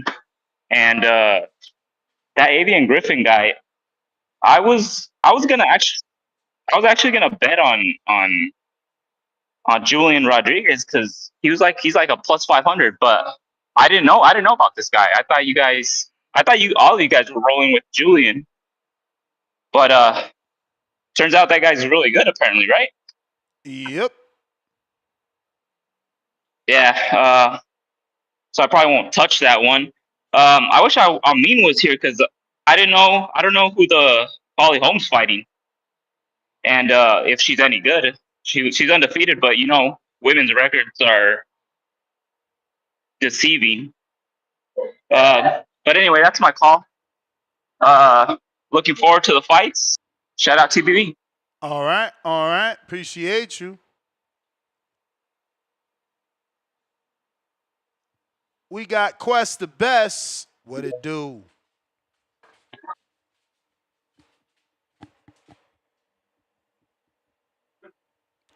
Quest. Yo. What's good? Yeah. This is a good topic, man. Some good real boxing topic, man. We talking about this morning, man. Shout out TBV. Yeah. I got Jake Paul, man. I know it's going to be one of his toughest fights up to date. Chavez is no slouch. Hey, we got to respect on this guy. He's a legend in the sport. He did stuff. I say legend. I'm not saying legend. I don't want to throw legend around loosely like that. He's a good fighter, man. I know he has some L's to Anderson Silva and guys like that, but he wants to prove that he got it still. So let's see what he got, man. Let's put some respect on these fights. Jake Paul giving us some good fights. I want to see him get that Tommy Fury get back, man. If we gonna hold fighters accountable, he has to get those get backs back. We gotta hold our guys accountable, man. He lost to Tommy. He has to get that fight back. I don't want to see him in no big name fights yet until he gets that fight back. I don't know what Tommy Fury's doing. He hasn't fought, I don't think, since the Jake fight. I think he fought KSI, but that's it. I don't know what he's doing. If I was him, I would have ran with that Jake Paul win. You know what I'm saying? But hey, man, he I don't know. I think he wants to be like a movie actor or a reality star. I don't know what Tommy's doing. But yeah, I got Jake. I got late round KO around 8-9. It should be a good fight. I'm gonna tune into it, no doubt. It's some good other fights going on. Floyd Schofield. I got Floyd Schofield versus Tevin. Tevin, he's been in some legendary bouts already. he has some some tough scraps already. I think his body is not going to hold up to this fight. Schofield's a guy who wants to get in there, get dirty, make the fight real rough.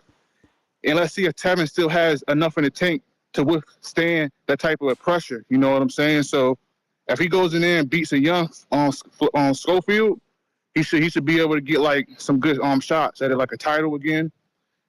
He's a young prospect, Schofield. So I'm gonna have to go with Schofield though. I'm gonna have to go with Schofield. What else going on this weekend, man? Anderson Griffin. What's his name? Griffin? Anderson Griffin. Avis.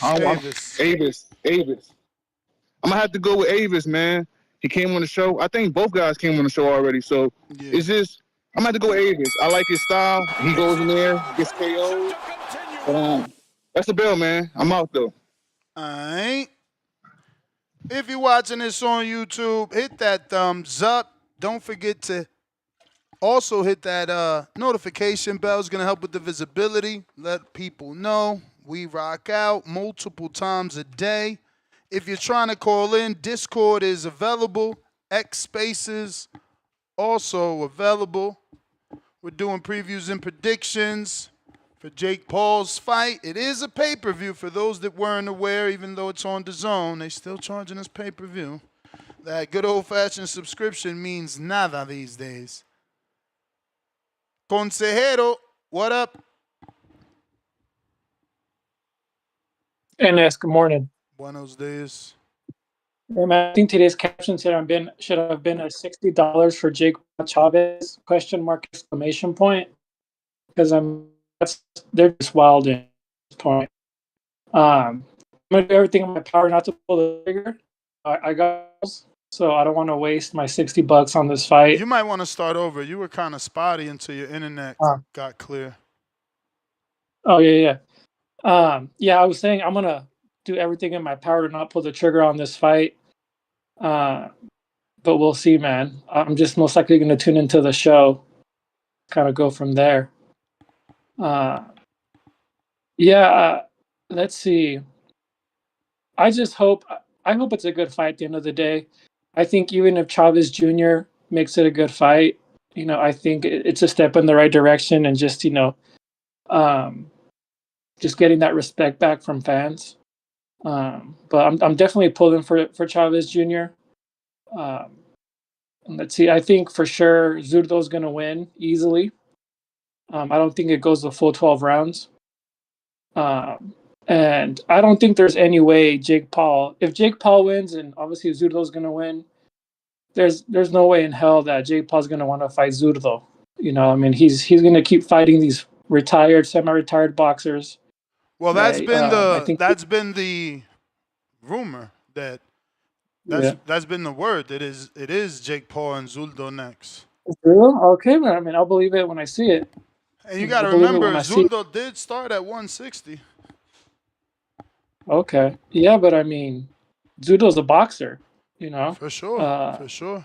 And he's pretty good. And I don't know, has Jake Paul, has he ever fought anybody like that was his co-main?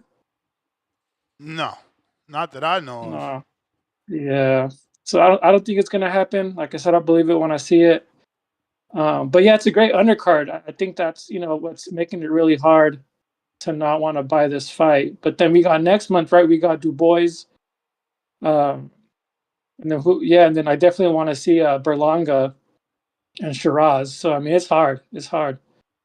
And everybody's traveling summer, so money's tight. But that's all I got, Ness. Hey, thank you. Like and subscribe. You the man, Consejero in the building. Don't forget, retweet, repost. The more retweets and reposts we get, the more eyeballs we get on the program. Those eyeballs turn into potential people to call in. We got Mike. What up? Oh, he's dropped off. We got NFL. What up? Yo, Nash, you can hear me? I hear you. What's up with you, man? What up? Like the great Two Tone say, Five Stick Boys is outside for this one. Like, nah, ain't nobody paying no $60 for no Jake Paul fight. For real, for real. What? I heard you just say like, yo, if he win, Zerto's supposed to be his next opponent. Well, That's what he been allegedly, saying. rumor. Yeah, that's what they've been saying. But we got to see it happen. You know, that's a Damn. real So boxing that's a unit. match. That'd be for an actual title then, right? A world championship fight. Yeah. Cause unified at cruiserweight. Yep. Shit, I ain't gonna lie. I ain't too familiar with Zerto. Only fight I seen of him was the Bibble fight when he was like 42-0. So I ain't too familiar with him. But shit, that's a Jake Paul fight I would tune in for. Give everybody what they want. A real boxer. It's a real fight. It's a championship. And shit, say if he do win, man, that's a world champ. You gotta put some respect on his name. For sure. But like I said, I ain't too familiar with Zerto, so I don't know if he can get that done or not. But I know the Tevin and the Schofield fight, that's gonna be fight of the night. I got Schofield, he gonna edge it out by decision, in my opinion. You know, but shit, I hope he do win, cause they be coming on here doing them interviews under the pressure. Yo, if they lose, they still #1 in the WBA. We still get the tank. That shit don't work like that. If you lose, you definitely going to lose that rank. And so I want to see Shorty win, keep it going. But I think, yo, if he win, he need to fight that Lucas Body, like, because he had the H2O fight, a nice little rivalry, but Lucas Body took that. You just keep moving up. Unless he ready for a title shot, which I think him and his father know he ain't ready. That's why they swerve Shakur like that. But that's just my opinion for real. And I don't know. I hear y'all talking about Adrius Griffin or whatever. I ain't familiar with Joe either, but interested in seeing them fight. Y'all keep bigging him up. Hopefully, he put on the show. But now I'm just on here stalling for real, trying to keep the show going. It seemed like a slow day.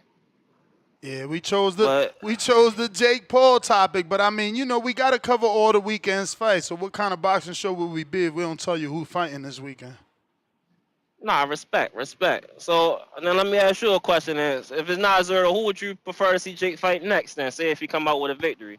Cause I I know. always wanted that McGregor fight, and I'm asking for that type of fight because that's the type of fighter he is. Until he proves he's looking for real fights, I'm still looking for, you know, those type of fights that he's accustomed to.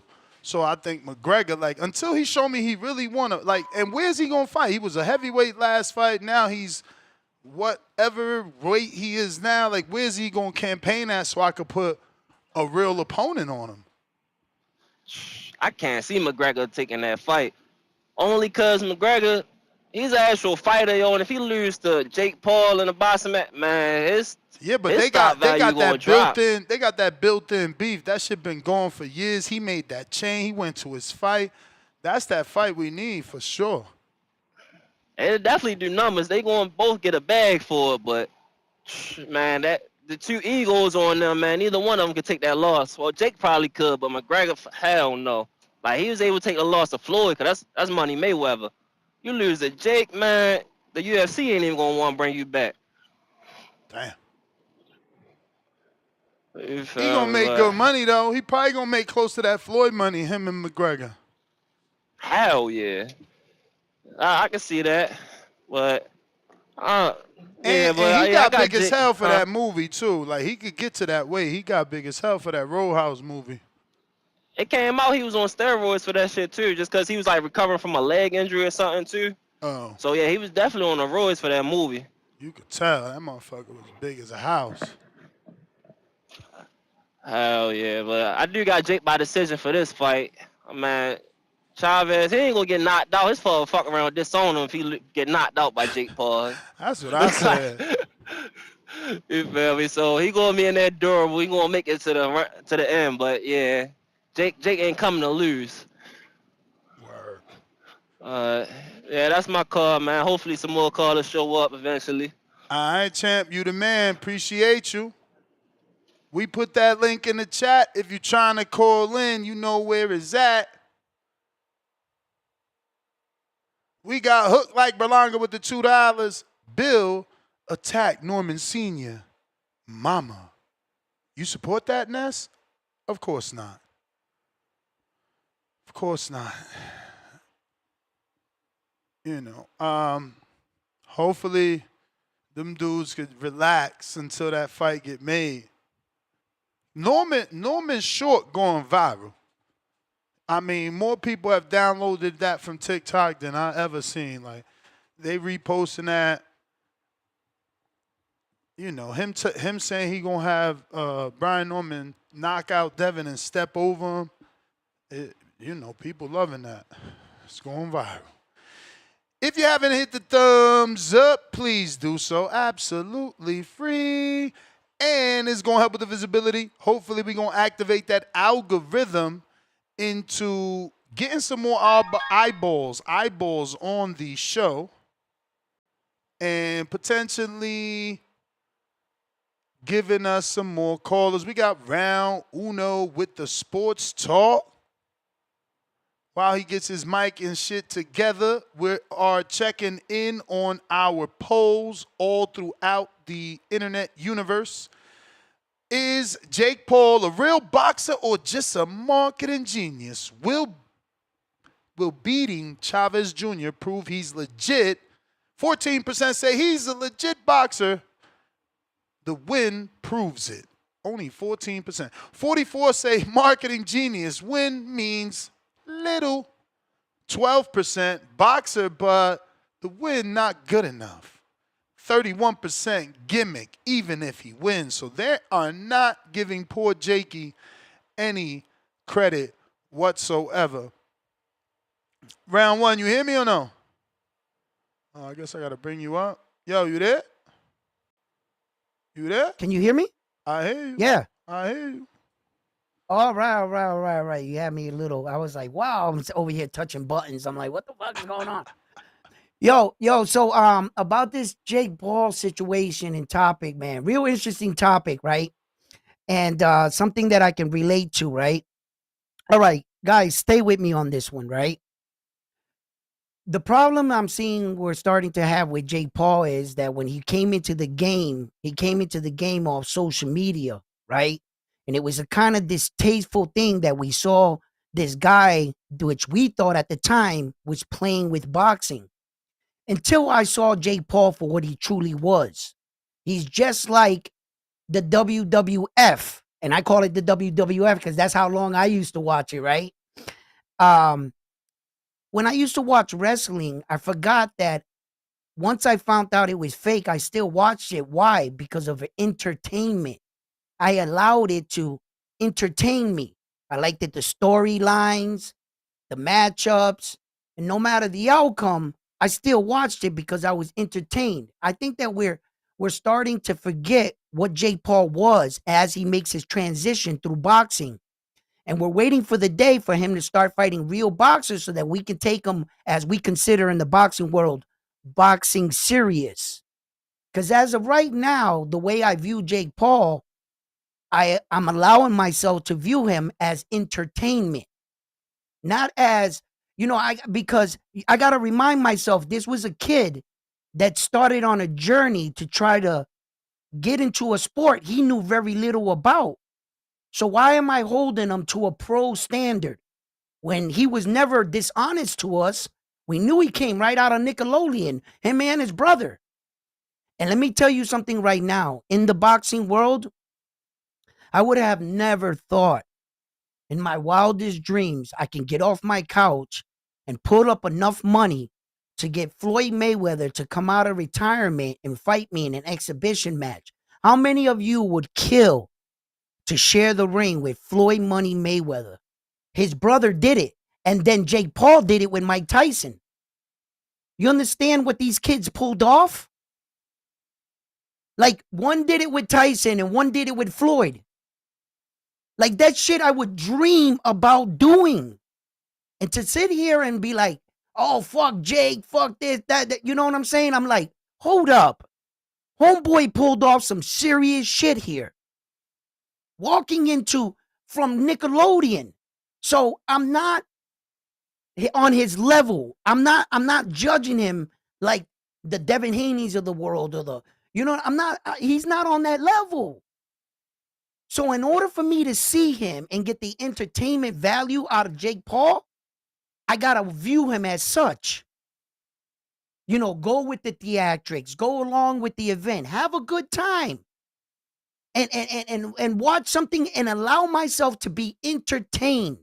I believe we come a long way in boxing, but our criticism on boxers have become even more and more like harsh on the fighters as the years and months have gone by. I don't think that we're no longer seeing our fighters anymore because of things like this. We need to separate them, the reals from the pros, and what's going on. Because yes, I would tune in if Jake Paul fought Conor McGregor. Yes, I would. Entertainment. Entertainment. But and then I would also tune in for Brian Norman Jr. and Devin Haney. Why? Why? Pro entertainment. Professional. Professional. So, like, giving him all this shit and keep going back and forth with each other. He's not a boxer. He's not this. Brother, he never was that. He was trying to become that. He was pursuing something he wanted to do. And I think because of my inside of me, the boxer that lives inside of me, and all the men and women that are real boxers that have been killing themselves in the gym and never got that recognition or will never make the kind of money Jake Paul, a part of that made me look at him in distaste, and I no longer wanted to view him. But that's not who Jake Paul was and is. He's given a lot to the sport. He's done a lot for women's boxing. You know, this pay-per-view thing right now, I don't know about that one. But why isn't it on Netflix, his little streaming platform? I don't know about that. That we're gonna, we'll talk about that. But guys, Netflix ain't taking this. They only taking big shit. They yeah, only right? taking shit that's gonna stop the world. We got angry white man Yep. boxing. My man.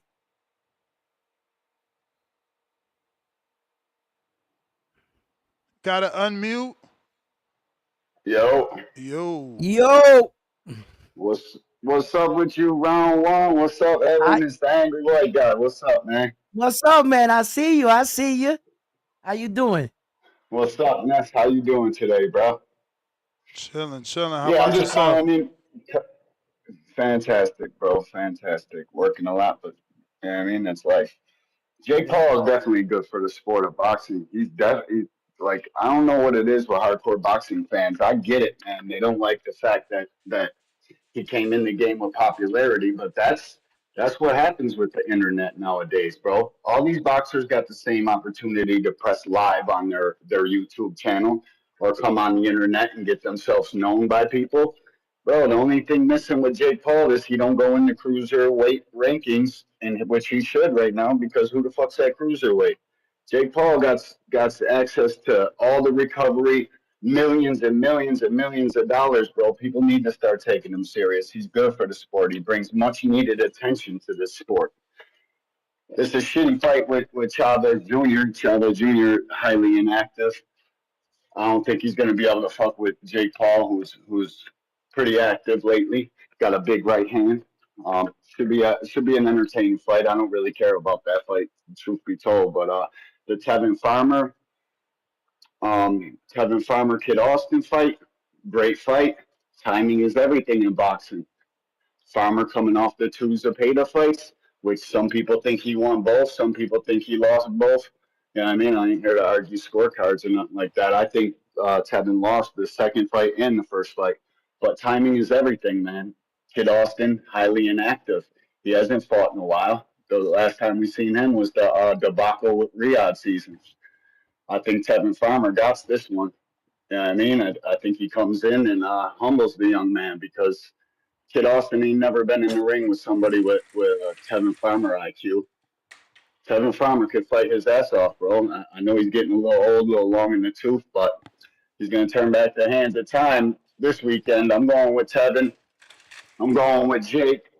I also like the kid that just got out of jail. I forget his name, but Avius or something like that. Yeah. Griffin. Yeah. Yeah, he's pretty good, bro. I'm surprised more people ain't getting onto his story and doing a little bit of research about the young man. I just today is the first day that I even seen his fight, so I'm gonna look into his story a little bit. Yeah, see we what he's did a got good cooking interview for with us. him. You could check it out on our YouTube channel. We did a good interview with him where he documents everything. And How long ago? How long ago? less than a month, just put Avis I got you. in our I got channel you. and it should pop up. It was I really got you, bro. And good. I'm gonna share the link. I'm gonna share my link with you on Instagram. Though I'll be working a lot during the day, so Oh, I okay. forget. Well, I'll I never do go on that evening app. show. I So do I'm gonna. evening shows too. So if Word, that works, you word. could That's what join I'm me talking then. about. All right, no All doubt, right, bro. champ. Thanks a lot for the time. Thanks All for the right. call, bro. Round one. Be good. Be safe, man. All right, Peace brother. out, fellas. Thanks for calling in. Peace. Word. Hmm.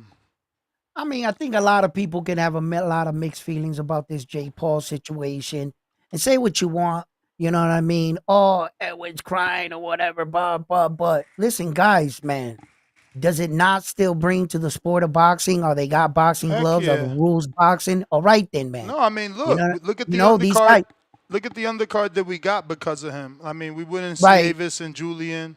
We wouldn't see, Floyd, Floyd and Tevin. So, Tevin, you yeah. got to be able to take the good with the bad, right? Pat Mm-hmm. Bandero. Yo, you hear me? You know it. Yeah, loud and clear. Que la que hay, Moreno, que la que hay, round one. You good? What's up, man? How you doing? We good. We We have good. we have the Moreno and Boricua. Salt and pepper. And yeah, man, like I mean I don't hate on Jake Paul. I mean you don't have to like it's not because you don't you don't like what he represent as a boxer that you have to hate him. So have to give him credit for the cards that he makes on the cards and for the business move that he's making. Like there's no no one can deny it. No one can deny his business move and his the way he moves. So now, as you say, round one. If I like entertainment, I want to watch WWE or F. I'll watch WWE or F. Yeah, yeah, yeah. But yeah, no, no hate against Jake Paul. I'm looking forward to that fight between Avius Griffith and Rodriguez. I'd like to know what you think, Ness. When do we consider Avius as a contender? Because I think he's gonna I mean, step on after this, yeah. this is a name and a contender that he's facing. So Yeah. after Yeah, that's what this, I'm saying. Because if he knocks out Rodriguez and dominate him, then I think we're gonna have to that would be to impressive have him if he knocks out Rodriguez. that's what I'm saying. We'll have to get him as a danger in the 147. Like when I'm saying talking danger, I'm talking about like the big man in the 147. You know what I'm saying? So I'm looking forward to see what he's gonna do because he seems to be like a real one in there. So yeah, I'd like to see if he knocks out Rodriguez. I'd like to see him with El Dominicano. What's his name?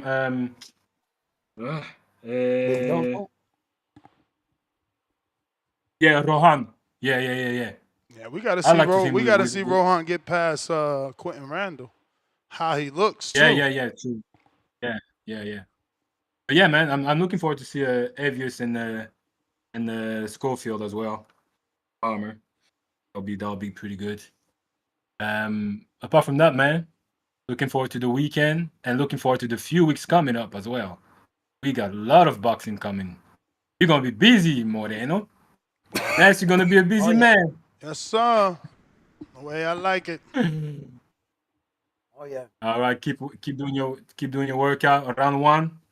Yeah. Saludos, and All right. I keep listening, brothers. All right, Yeah. champ. Appreciate you. Looks like we got Pistol Parkway Mozzie $5. Nobody cares about McGregor no more, man.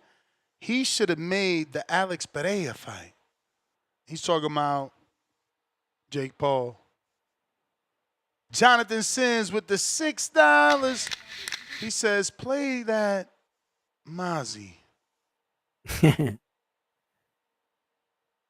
Yeah, Conor McGregor kind of like fell out the spotlight for real. Hi, this Too is much Michael late Buffer, night and you're fighting. listening to the voice of the people.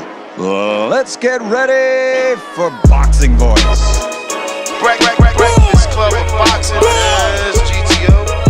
Instagram. We just love it. It's the passion, man. And we're here to talk about the big fight. Super duper, duper, duper big fight. We are live and taking phone calls. Boxing Voice. Boxing Voice, Boxing Voice, Boxing Voice. Hey yo, Ness, roll up the Hardin. I just landed at Reed, I'm trying party. Roll up. Shout out to I mean. We rolling permanent marker. Be careful, this jabber stain you like a permanent marker. Size them up, then back them down. Vander Holyfield posture. All these other shows frauds. We the real, they imposters. We got like two phones lit. I'm on my two-tone ish. Ness drop the line up. We got Bill Haney on the list. Whether it's X or Discord, hit the line, the floor is yours. You ain't feeling my opinion, we can meet at Border Wars. Throw you straight and I'ma slip. Throw my straight, you know it's lit. I take this rollie off my wrist and throw some gloves on this. I throw some gloves on this and turn the money made. Hit the subscribe button, it's free and you can join the day. And hit that champ level.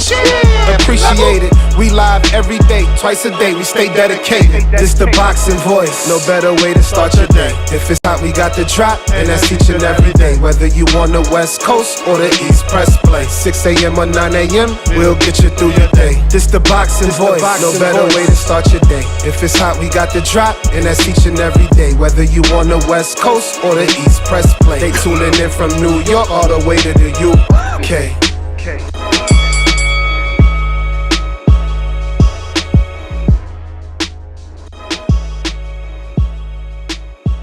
This is just too easy. It's like taking candy from a baby. Angel Padilla, $2. What you guys think about Jake versus Wilder? I like it. That's the type of shit Wilder needs to go crossover. And it's another good bum of the month fight, but it brings in that money. Polo Buck, $5. What up, Ness? Round one. What is Presh 8? You getting us through countless weeks till fight night. Salute. Oh, that's slang. Appreciate. Hilarious, yo. What up, Ryan? From the six. What up, man? We in here. Oh shit, Ryan, what's up? Shout out to Mozzie, man. Dropping that you fire. blind? You can't. Oh, I didn't bring him on the stage. You can't see him. My bad. What's good, brother? What's going on? Salute round one. What's up, my man? Salute. What's up? What up? Breaking some news yesterday, brother. I see you. Hey, I man, see we you hoping away, everything. Man. We hoping everything works out. Yeah. We want that fight, man. We want that big fight for the sport. Ness got everybody talking about that this morning. Once that shit broke here, everybody just went, Brian Norman Jr., damn it ain't even. That's how you apply pressure, though. You know, they got to Yeah. see that we want it. Right. That's how you do it, man. How's everybody going, man? We got Jake Paul. We got the Golden Boy card. You know, the fight I'm looking forward to on that is Tevin Farmer and Kid Schofield. I think, he re-signed a Golden Boy, and they threw him right in. They said, we want to see what you are. I mean, right. Would they give him like a 3 or 5 year deal or something like that? Who? Ness? Tevin? No, Schofield. Would he re-sign for? Yeah, according Golden to Boy? him, they got a 5-year deal, but 5 year, and it's like Tevin Farmer right off the hop. It's like, damn. yeah, but I Man. mean, Tevin Farmer coming off 3 straight losses. Like, yeah, there's a lot of information that needs to be said about those 3 straight losses, but there's still 3 straight A lot losses. of people feel like 2 of them he didn't lose. Yeah, but A lot that's of the people thing. feel like Even if you Raymond, thought he didn't Mulataya. lose, you still saying it was a tight fight, 2 of them. So that's wear and tear on an older man. You know, the Tourette's showing up more visibly than ever in his career. You know, it's just, you know, this is the backside. He's got to keep doing what he's been doing, proving people wrong, proving people that it's not over. Because, you know, with every fight, it looks more and more over. Even No, though he it gets does. these wins, even though he gets these moral wins, should I say, moral wins, but No, they are it's like moral wins for sure. if you can't get that win, you know. Because he neutralized the Pater, man. He put him down in that first That's fight. what I'm saying, Z Pacino. 3 tough fights, 3 losses, 3 training camps. You know, he's older. But it could be like a motivation thing for Tev. It could be It like, yo, is. I beaten apparently y'all top of the division, arguably. So now I'm here with a kid who hasn't really proved himself, and y'all chalking him up as the next And one. So let honestly, me just bro, take him out. if we like out of the 3 names, Schofield, Murataya, and Zepeda, who's the least accomplished, least experienced, and who has the least biggest fight, like the least biggest win? Like he's the most under. Oh yeah. He's the most under Yeah. Oh, accomplished yeah. of the 3. So it's like if Tevin was ever gonna get a win, it's now. Murataya, Yeah. people thought could punch and was a rising undefeated contender. Same thing for Zepeda. You know, people liked his output and a rising undefeated contender. Now, Schofield, he's been iffy for people. Renee put him down in his last Renee fight. Teller's He had pulled him. out of a Yeah. fight in people's eyes with Shakur. So he's on that iffy side. He's the less proven of the 3. Mm-hmm. Yeah. Now, I just think like what you re-signed and you got that fight. So I'm like, geez, like that's tough. Yeah, and I go to a worst case scenario, like Tevin Farmer loses his fight. No matter if those 3 were tough fights and they were moral victories, you got 4 straight losses, straight. Like, you know, are they gonna keep using your name and putting you against, or were you never really that dude? What? You wilding You know? right now. He was a I former mean, champ, though. after 4 straight losses, controversial. Yeah, it's like a lot of people thought he people are gonna won the say it. Zepeda. Controversial. People are gonna say it. Well, Tevin, Yeah, but this is what I tell Tone. Like, it's your job. You chose to create a platform. You chose to talk boxing. You got to choose to tell the truth. You got to choose to tell your audience, yo, he got 4 straight losses, but that Murataya fight was tight. Maybe you should go back and watch and make an opinion for yourself.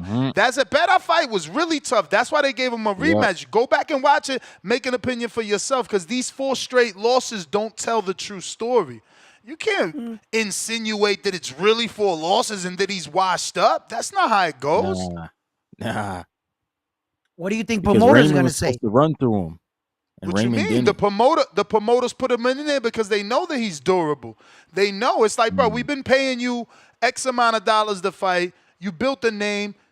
You guys aren't the easiest to deal with from the outside looking in. Let's see how tough you are, because Renee put you down. Renee Tellers put you down. Yeah. That's not Tevin. Renee ain't Tevin. Renee might bring pressure that Tevin don't bring, but he don't got the precision, the accuracy. He don't got the experience. He ain't got the skill. He don't even got the mentality of an A-side. At least Tevin has the mentality of an A-side. Right. And let's say Floyd Schofield loses. What did this say about him? Man, I mean, it's he never still got over. His deal. He still got his deal, so. Well, he could get cut. He could get cut, but it's never over. A loss is never over. He just got to rebuild. He got to rebuild, Yeah, you know? he's young. He's very young. He's only 22. But even if he wins. He's the youngest out of everybody. Go? He's the youngest out of everybody. A loss doesn't hurt him. He's is. 22 years old, bro. Yeah, but even if he wins, do you think Tank fights him next? If he beats Roach? Because he's going to be number That's one. a good fight. That's a good fight. Yeah, but he's ranked down. Though he's ranked. He's like number 1 or 2 in the WBA. You got to check that. Yeah, he's number 2. But if Zepeda goes in the and ring that's with Tank's Shakur, belt. he's going to be So one. if anybody's going to get a shot, it's going to be the mandatory like Frank Martin did. I think it's a big fight because what the Schofields bring. You know, if they can get a legit win over Tevin, who was tied to Tank. Tevin was always supposed to unify with Tank. That fight never happened. They got beef. Maybe you can get it. Maybe y'all can get it popping into Tank. Maybe that looks like an easy victim, big fight, because you got the father helping the son promote. Yeah. Yeah, that'd be a good fight. Like you said, the lead up. But we'll have to see, man. Tank Davis still got to win. Actually, And his fight still got I to get still announced. give Floyd Schofield credit. I still think he's a very, very, let me even add, extremely huge 35-pounder. So I think a fight with him and Tank could be interesting. Again, if he could come out of the Tevin Farmer fight with a solid win, learn from that fight, get some experience in that fight, I think his size can cause some issues for Tank whenever they can. I don't know that he can win a fight versus Tank. Yeah, you see how the situations where what Tank Davis is going through right now with Lamont Roach is hindering his career once again. Right now, Tank Davis could be doing some serious shit. Let's say Abdullah Mason wins that WBO. Raymond Morataya has the IBF. Tank Davis can attack these dudes, and I know he can beat them. Yeah, I those know ain't he the can fight. beat. That dude is not. He's in the money fights, bro. He's. I Not know. trying I'm to- not. Okay. Oh, Not Renez, into we all legacy. know this, man. Abdullah But might get a shot. Maybe Abdullah because he's bringing a little bit of the man, culture. Tank, what Huh? are you doing, Tank? Like my man, like, bro, you could be doing so much. Yeah, but that's You you could be thinking that. unifying. That's I you, know. That's you thinking Okay, that Ness, let James me. Prince is gonna say yes to putting his fucking 22-year-old Oh, that's true. pup in there Yeah. with Tank. Yeah. When Tank's He ain't on stupid. the back half of his career, he could be like, nah, man, you know you the next face, man. Let that Yeah, wait dude him do out. his thing. I know That's my Morataya fake take James the Prince fight. voice. Yeah, man. What about I don't Avius know. Griffin? I don't know. 22-year-old Abdullah, do you really want him in there with Tank? No. All right, I then. So what mean, the no, I don't. But if he could win, that's a huge name on your resume. Yeah, but he Also, if I you don't want know, to man. roll We the seen I'm dice, what thinking happened of with this for a win you Vasquez. for want to Tank. roll I'm the not dice. thinking about Abdullah. I'm not thinking about Abdullah right now in my I'm in thinking my for in my Abdullah. scenario. Well, you I'm brought thinking him for up. Tank. I'm thinking for Tank. Yeah, because as a loss. Yeah, but he's too young. He's too young. As a loss. You I gotta brought him up as swerve a that loss. fight. If Tank swerved the Loma that didn't have the power and was a smaller man moving up, Abdullah should swerve Tank, who is a superb counterpuncher. For And now, obviously for Abdullah now. went down twice by a counterpuncher. Yeah. But you for think of now. all Was the it Tank twice or fans that once? would I don't want to have put. to Twice. Okay, jump because I didn't on want the to add Mason train. knockdowns. What? What about all the Tank fans that would have to jump on the Mason train? They would jump on it if he If he beat wins? Tank. Yeah, Yeah, if he Mason. beats They'd be Tank, like, but it's a either dangerous one. fight. It's a dangerous Oh fight. no, it is. Tank Nah, is that Tank would is never 30, but happen. he's not old. You know, That Tank would is And 30, never but happen. Abdullah's too you know, smart. 22, right? have you watched Abdullah? He could totally counter Tank in an exchange. Oh Okay. yeah, he Okay. can. Yeah, He's he could. taller, He he's could. longer, Have you seen the size of Tank's head? He which ain't means Tank it could get Davis for hit. no Which reason. means it could get hit. Yeah. Okay, give me those 4. Take this one with you. No, Oh, for hey, sure. yo, And, Abdullah. Abdullah, Yeah, he get hit up. Roach. He hit and Roach. Yo. Abdullah has already shown vulnerability, so I get what you're Yeah, he saying, is. but that's part of the selling point. That is the danger, right? We always talk about that. The danger. The danger I is would what just like, sells. That's why Wilder was yeah, so big. The danger is always what sells, nah, for real. and that's why Um, Tank is as big as he is. Damn, Yeah, bro. That fucking pisses me off. Tank will never be that dude, bro. he He was may never all unify. fucking a payday guy. All looking for a prize fight. I can respect it too, I can respect it, But at the same time, it Yeah, pisses you off because I see so much talent and potential, and I just wanted him to prove people wrong, but it's never gonna happen. He's gonna, I think Tank Davis, he already decided he's thinking life after boxing, perhaps. Take some paydays, do whatever. I don't know, fight this guy Lamont Roach 10 times. I don't know.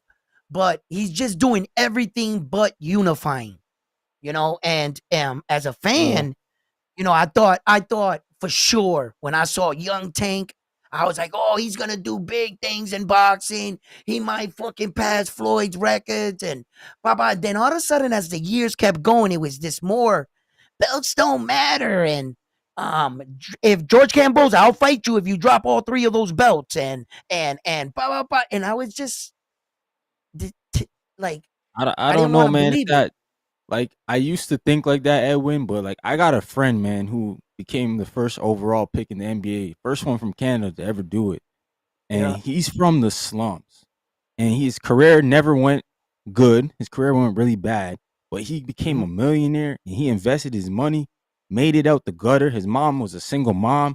For me, I'm like, bro, you won. Life is good for you, bro. You have Right. millions in the bank. You got a beautiful crib in Las Vegas. You're good. Life is good, bro. You don't need nothing else. But yet he still wants to hoop. But I'm like, bro, you was business wise set up. Everything's set up. Maybe Tank's like that. He's at that point where everything is set up. He don't really need boxing. That's just the way I look at him. He's probably good with what he got because he's also from Baltimore and he tried to go back and help his neighborhood out. So he's probably looking at it like, man, I'm on the Yeah. back half. I just need, you know what I'm saying, a little bit of money.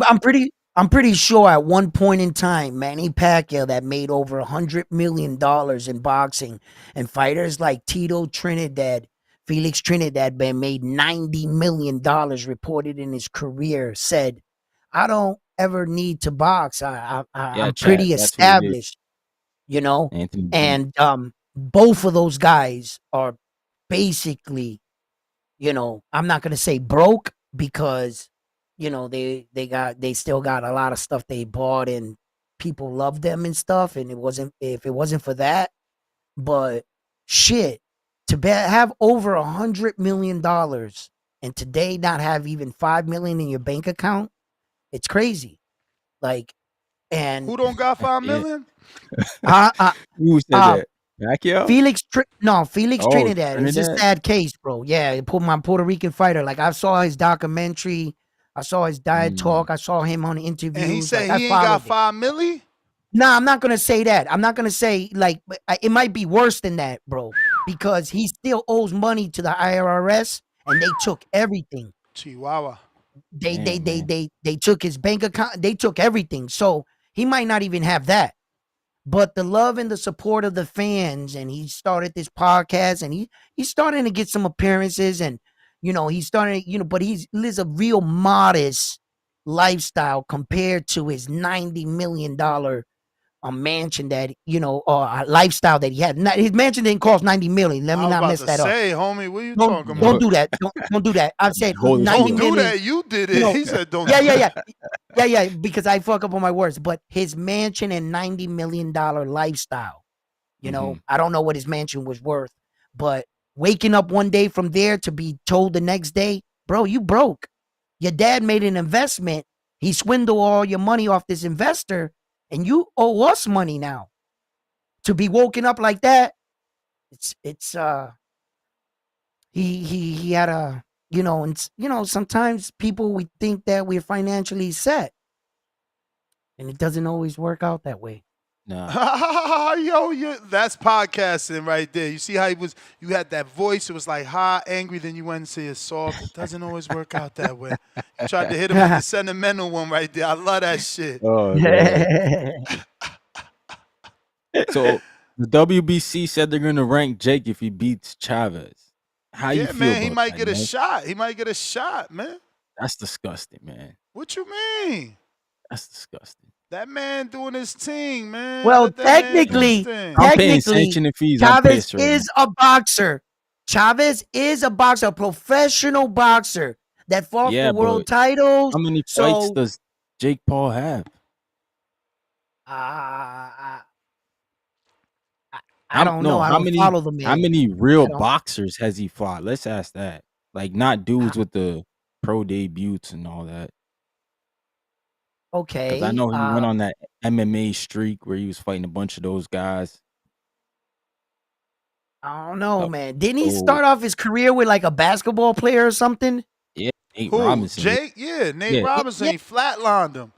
Yeah, That was the only knockout to look just like Manny Pacquiao and Marquez, bro. Shout out Jake. It was. Nah, because he knocked out Tylen Woodley pretty bad. Yeah, but not like It that. didn't look Not like like that. it didn't look Yeah. like the Manny Pacquiao Marquez knockout. Like not moving on the mat. Yo. Yeah, that shit was like boom. Put him Yeah, face but first Woodley's too. face, Woodley hit face first. He went poof, boom. I was like, oh, So what, Woodley's knockout was Anderson pretty Silva, raw. he had a boxing background. Anderson Silva, Andre August, I mean, because Ryan of their Bourlon. mixed martial art, they had I some guess you could throw boxing. in Mike Tyson, then I guess he's on there.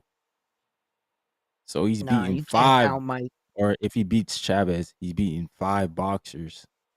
Let's just act like that Mike Tyson fight never happened. Let's not bring that up again.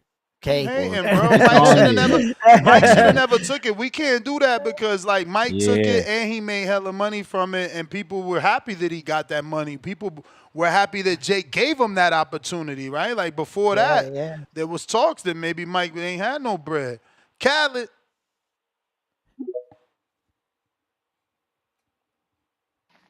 Damn, John Yo, Pascal. yo, yo, real quick. With the fights this weekend, Jake Paul, Julio, that's a real scrap. Julio that been in real fights. He fought Nello. He a champ, so that is a real fight. He like coming off a long layoff, you know what I'm saying? And he's kind of been inconsistent outside the ring, but that's a real scrap. Only thing is my man coming up in weight, so Jake should be able to deal with him pretty easily. I think that Tevin Farmer scrap and Schofield is a difficult scrap for Schofield. That's a tough rumble. Only thing you have to question is, did the wear and tear from fighting Raymond, Mutataya, William, has that been too much for him? Because he does have some nervous system issues because he got it.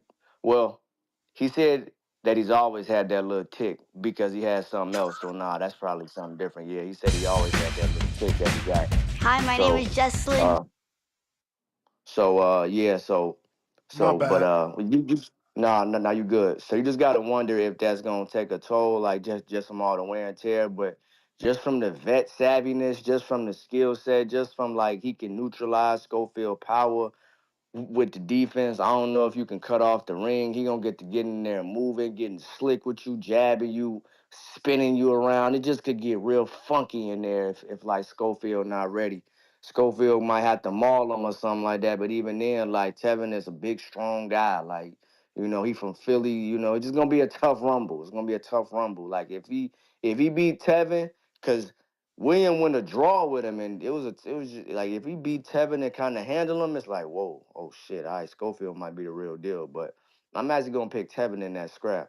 Like as far as the Zordo joint, I want to see that scrap because I like Zordo, man. And then after this scrap, hopefully he can try to get that Opataya fight because he talking about moving up to heavyweight. So hopefully we can get that Opataya scrap in there, man, before he move up. But the cruiserweight be having some decent little scraps and all that. So they be having some decent work. So shout out to that. I don't really know who else is on there and all that. So we just kind of got to see what's up, see what we got popping with it. Yo, I think the month might be ending kind of, we got Wilder and shit like that, but like the month might be ending kind of trash, but it's cool. Next month it's gonna be popping. So yeah, bro. Next, Real. are you doing some live fight chats? Yeah, for sure. Every I bet, week, I bro. bet. Every week. I watch all these I fights unless I stay asleep. oh, I bet. Salute. All right, man. That's my call, bro. Appreciate y'all. All right. Yeah. It's pretty much the last weekend of fights. Lots of fights, but we'll see. Certainly a lot of fights. Hell yeah. If you're trying to call in, now is the time. We got Treese in Toledo, Ohio.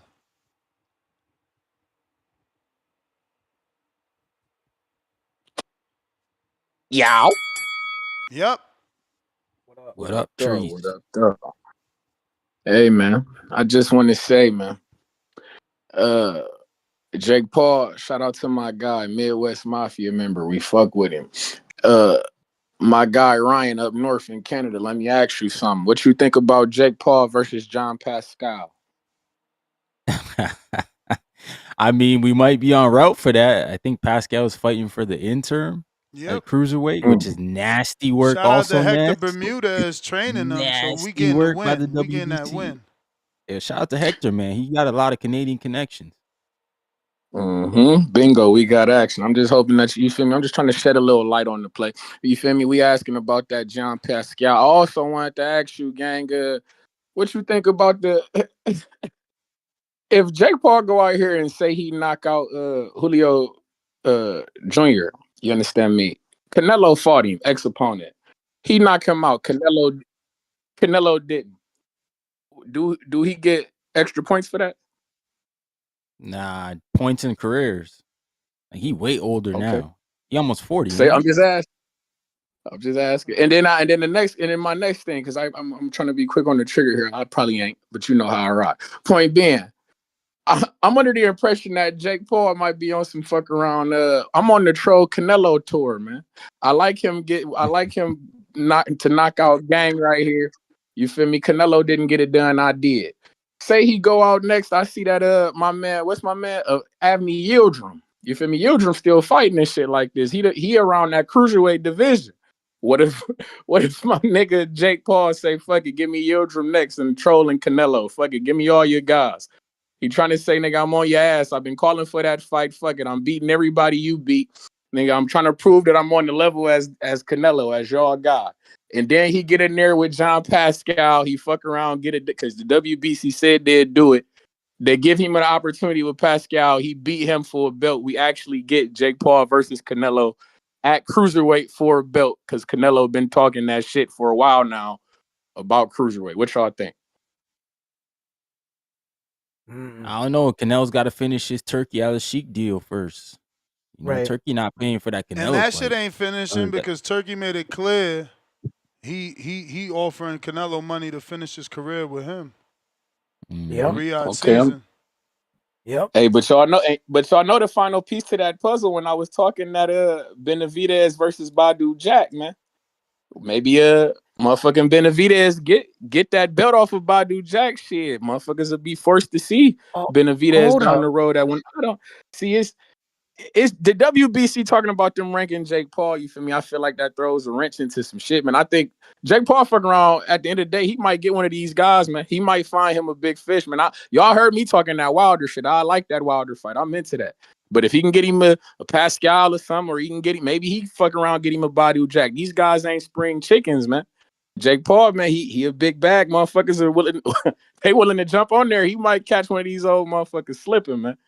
Man, you know the cruiserweight is barren, because that's cruiserweight in that 160 division. You feel me? These are one of the more barren divisions that we have in boxing. So it's like you can catch one of these motherfuckers lacking, man.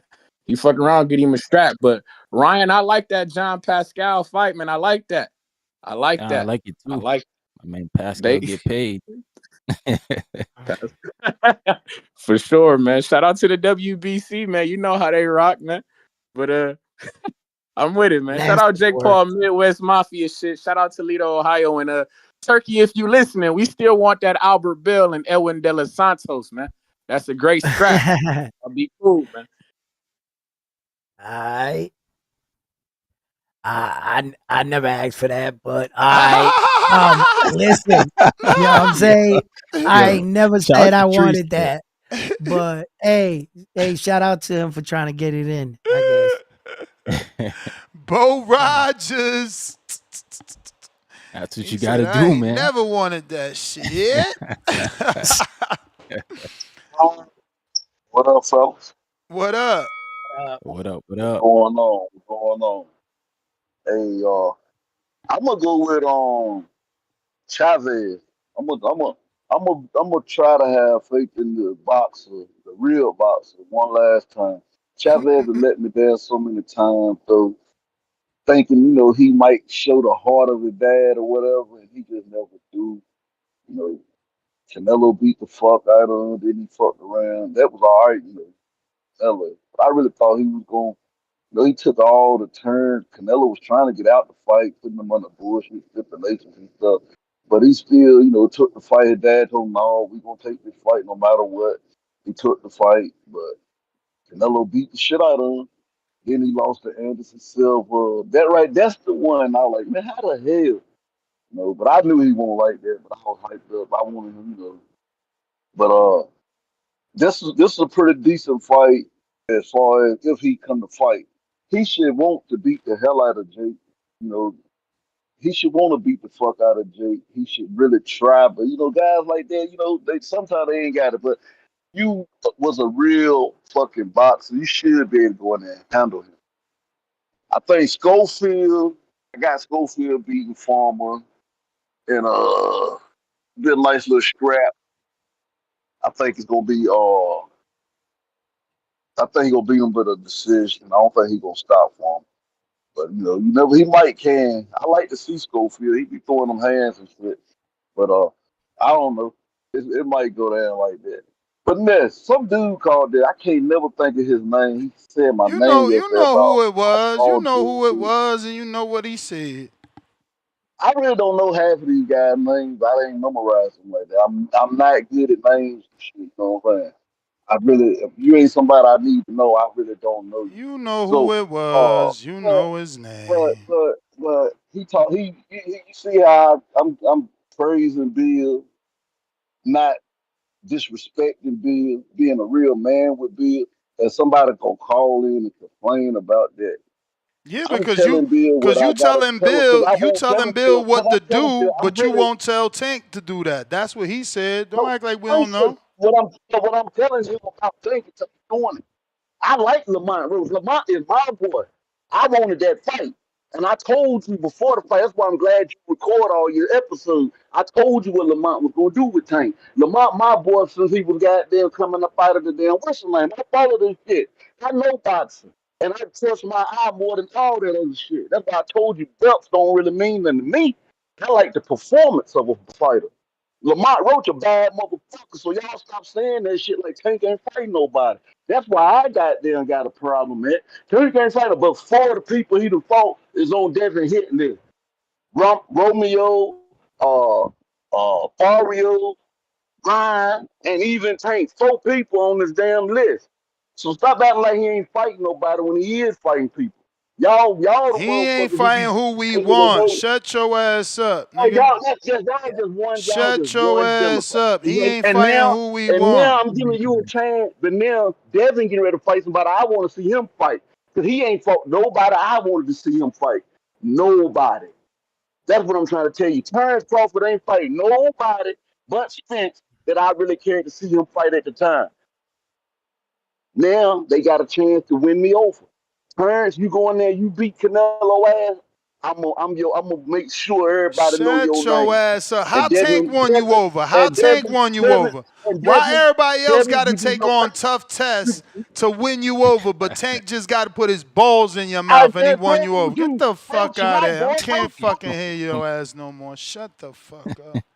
Hey yo, I think where he gets lost at, he's thinking about like we don't want the Lamont Roach fight because everybody thinks Lamont Roach sucks. Nobody, well, I'm speaking for myself. I never said that Lamont Roach sucks. I just said that that's where did Lamont Roach come from? Tank already had so much beef in the division. He needed to fight some of the guys we wanted him to fight. That's what we're Yeah, but saying. What Lamont he's beat him, arguing man. is what Lamont, yeah, okay. What he's saying is Lamont Roach was this, that, I've been watching him since the amateur, blah, blah. Okay, cool. We never said he wasn't skilled.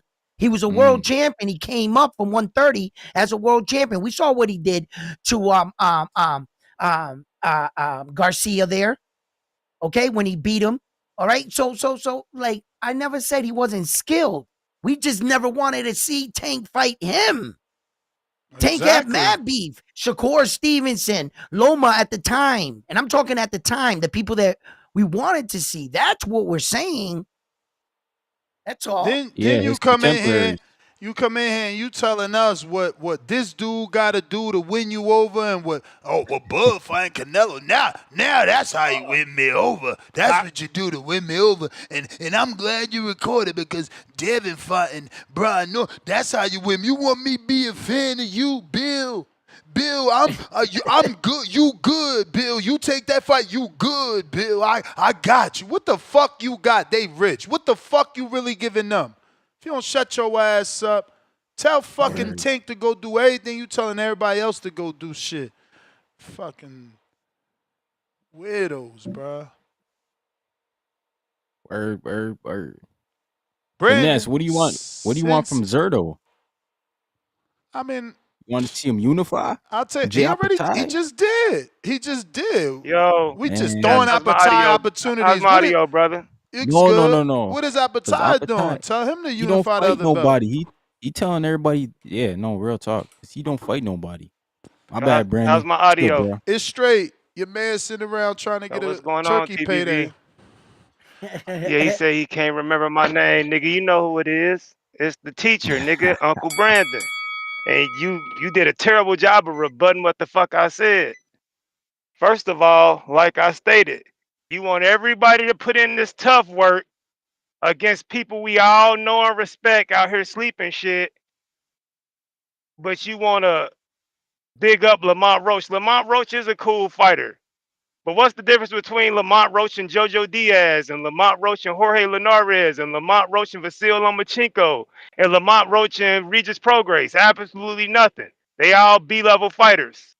So why you respect Tank for fighting a B-level fighter and Lamont Roach, but you said Devin ain't did nothing to prove your fucking respect yet? He's fought a gang of B-level fighters. So please sit back. It's always Oh some man, bush oh mouth don't country nigga talking try nonsense. not to help But hey, I Dev if you wanted gonna to, help like that.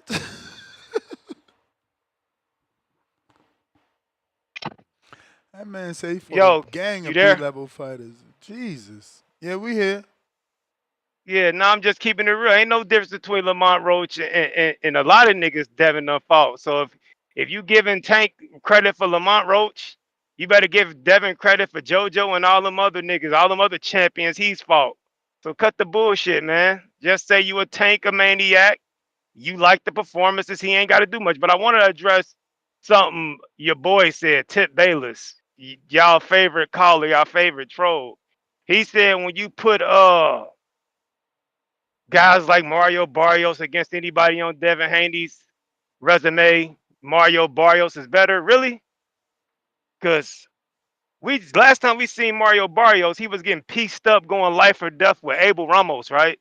Lumped up to a draw. Word. What Yep. the fuck did Regis do to him? What the fuck did Regis do to Abel Ramos 10, 15 years ago on Pro Box? Stopped him, right? He ain't remember Mm-hmm. that, champ. He don't remember that. He probably ain't remember that. So please stop acting like Mario Barrios is this good run. Two-time WBC champ. Oh, I will put Regis Prograis over Mario Barrios wins. Let's look at their common opponent. One guy fought Abel Ramos to a draw, got pieced up. One guy stopped that nigga 10 years ago. That's the next. What else he say? Who else he say? Isak Cruz. Who could you compare Isak Cruz to? Has Isak Cruz ever had a real belt, or was he just been a Reggie champ? Just the Reggie. No, wait. He had the Just 140, the real one. He had no, the I think it was just the 141. Reggie. He Nah, had the because real one. He got elevated to the real one. Rolly had the Then he got yeah. then he lost to Rayo, right? Yeah, he And then never Yep. got a gift defended it. against Giovanni Cabrera. He got a gift Right. against Giovanni Cabrera, and he Mm-hmm. lost to Rayo. You got niggas like Yep. Jorge Linares, 3 division world champions on their resume, bro. Like, what are you talking about, bro? Quit acting like Isak Cruz is this world beater because he beat the fuck up out of Rolly. Like, you could compare Vasil Lomachenko is a better win than Isak Cruz. You could Jorge Linares is comparable to Isak Cruz. Shit, JoJo's comparable to Isak Cruz. Stop that, Yeah. man. Tip, you was talking out your ass. And Devin got a Vasil. Who the fuck is Tank is Vasil Lomachenko on his resume?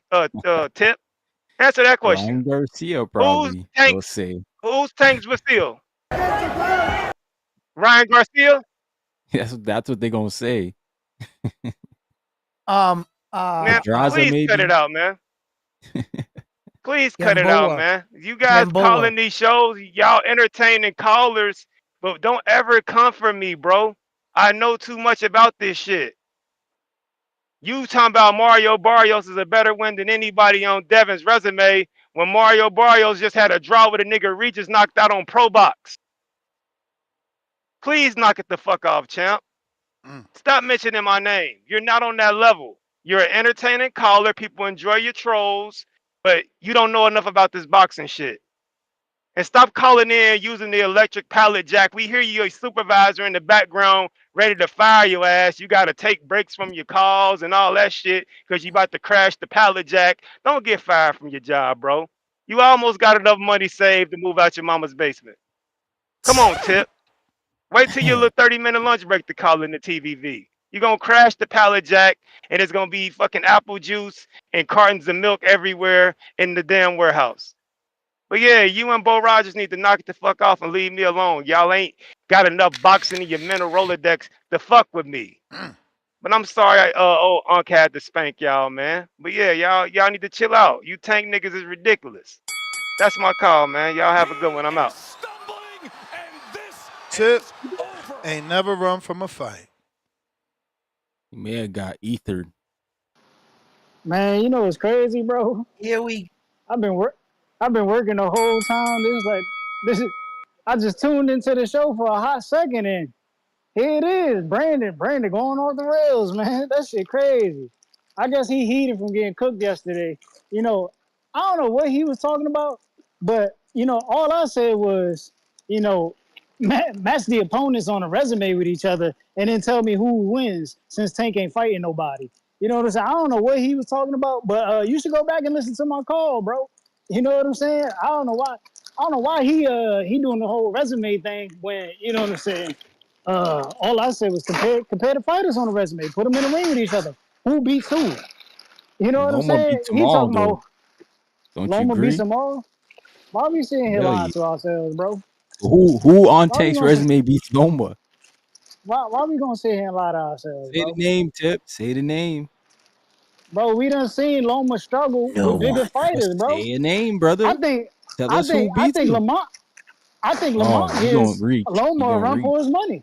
That ain't a Yeah. reach. But he beat How's that him? a Does he reach? beat him, though? Run for his money. Does he Hey beat him, man, though? I don't know. I don't know. I just know Lamont gives Because Devin Loma beat a him. run for his money. Gives him a run I for know his he money. gives him a run for his Well, money, bro. Devin beat him, so Respectfully. I you am know fucking that. starving. Hey, so I mean if I'll Devin be beat him, back all on. right, so let's say Lamont beats him then. The fuck? Like, You come don't on, even bro. seem confident, so like I can't even say that. And I know I Lamont mean, won't beat hey, bro, Loma. it's a toss up. You know what I'm saying? People will It favor ain't a Loma, toss up but though, honestly, it is a toss up, bro. especially at Lamont has the 30, skill where to compete Loma's with supposed to be Lomachenko, at. bro. If they fight at 30, where Loma's Lamont, supposed to be at, Bro, because why he you fighting talking young. about hypothetical fights wasting our fucking time? Didn't Loma retire? You sitting here talking about Lamont nah, and Loma. What the fuck? Yeah, bro, he they brought it retired. up. What you mean? It's good, Spencer. Y'all terrible, man. Hey, all I said was put the names on the match them resumes up, put them fighters against each other, and tell me who wins since Tank ain't fighting nobody, bro. That's crazy. This is what y'all want to do. See, y'all want to diminish niggas. Then when you look at the overall spectrum, y'all motherfuckers, you know what I'm saying? You got your mind start to change, and then you want to divert from the conversation at hand. It's nasty work out here in this boxing community, man. But anyway, shout out to El Gallo, Jake Paul, you know what I'm saying? Getting ready to fight Julio César Chavez Jr., you know what I'm saying? He will be ranked in the WBC and I think the WBA if he wins this fight. You know what I'm saying? Big things coming for Jake Paul, man. Big things coming for Jake Paul. You know what I'm saying? Happy for that guy, man. Tevin Farmer versus Floyd Kid Schofield. Yeah, man, that's an interesting one, bro. This could be an upset. Who knows, bro? Who knows? Who you I think got, Tevin's Tip? gonna get a young buck a run for his money. I'm Got going with Devin? Floyd, man. I'm going with the youth. Okay. Going with the youth. Yeah, man. Shout out to Brandon. Tell me who wins on the resumes, man. All right. If you're trying to call in now, is the time. Tres Leche, looks like you are there, but not there. You haven't ever came on.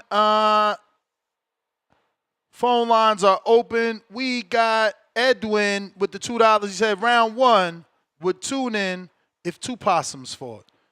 Sleep, yawning emoji. That's some hateful stuff to say, bro. Damn. My man just likes boxing, bro.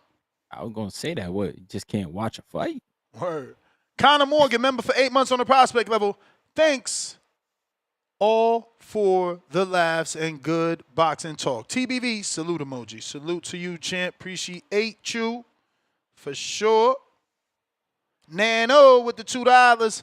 So if he beats Chavez Jr., then he should fight Zurdo? Well, that's what they're talking. I don't know if they're just talking that to, like, you know, hype this fight up. But, yeah, they're talking that, you know, that's kind of might be next type shit. We'll see. We'll see. Once again, phone lines are open if you're trying to call in. If not, that is a wrap. We got Living on the Water, Chicago, stand up. Shot Town. Gotta unmute. Yes, sir.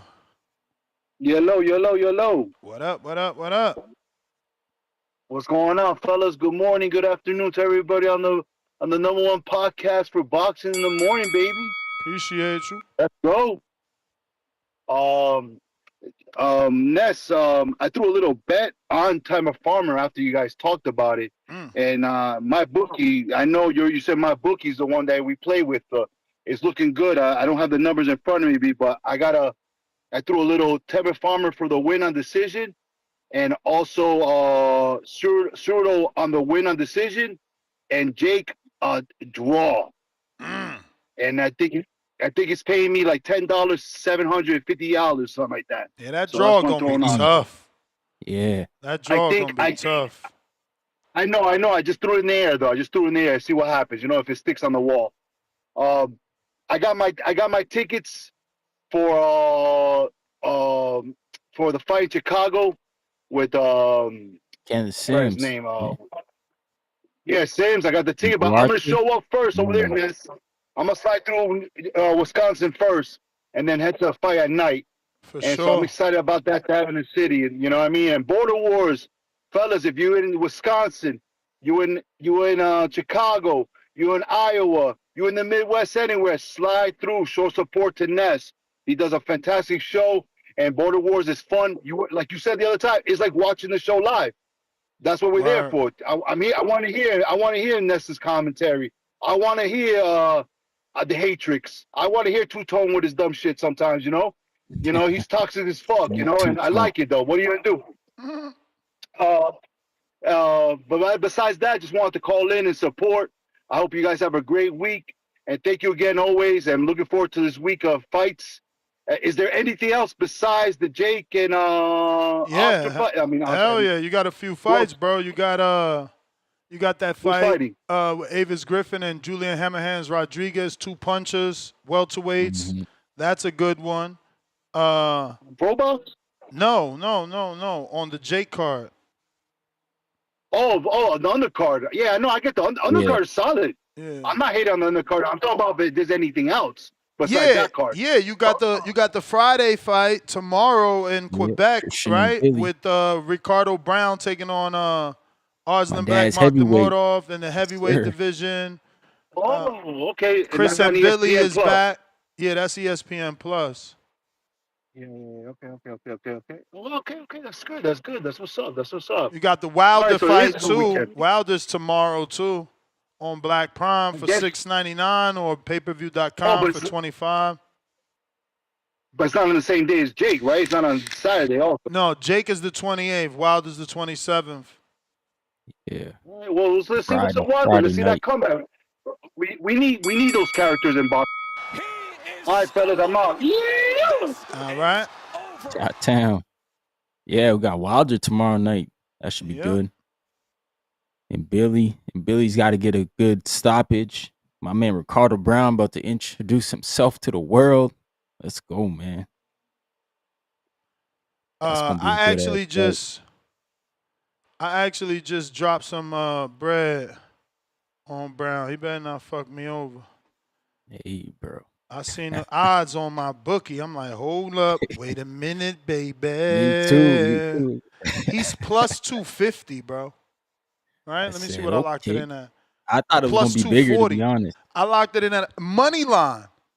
Yeah. Money line. He better get this win because, this is opportunity. He got it like, you ain't going to get a lot of Arslanbek, especially a dude you could possibly knock out. Like, if you work him to the body, he might stop him. You know what I'm saying?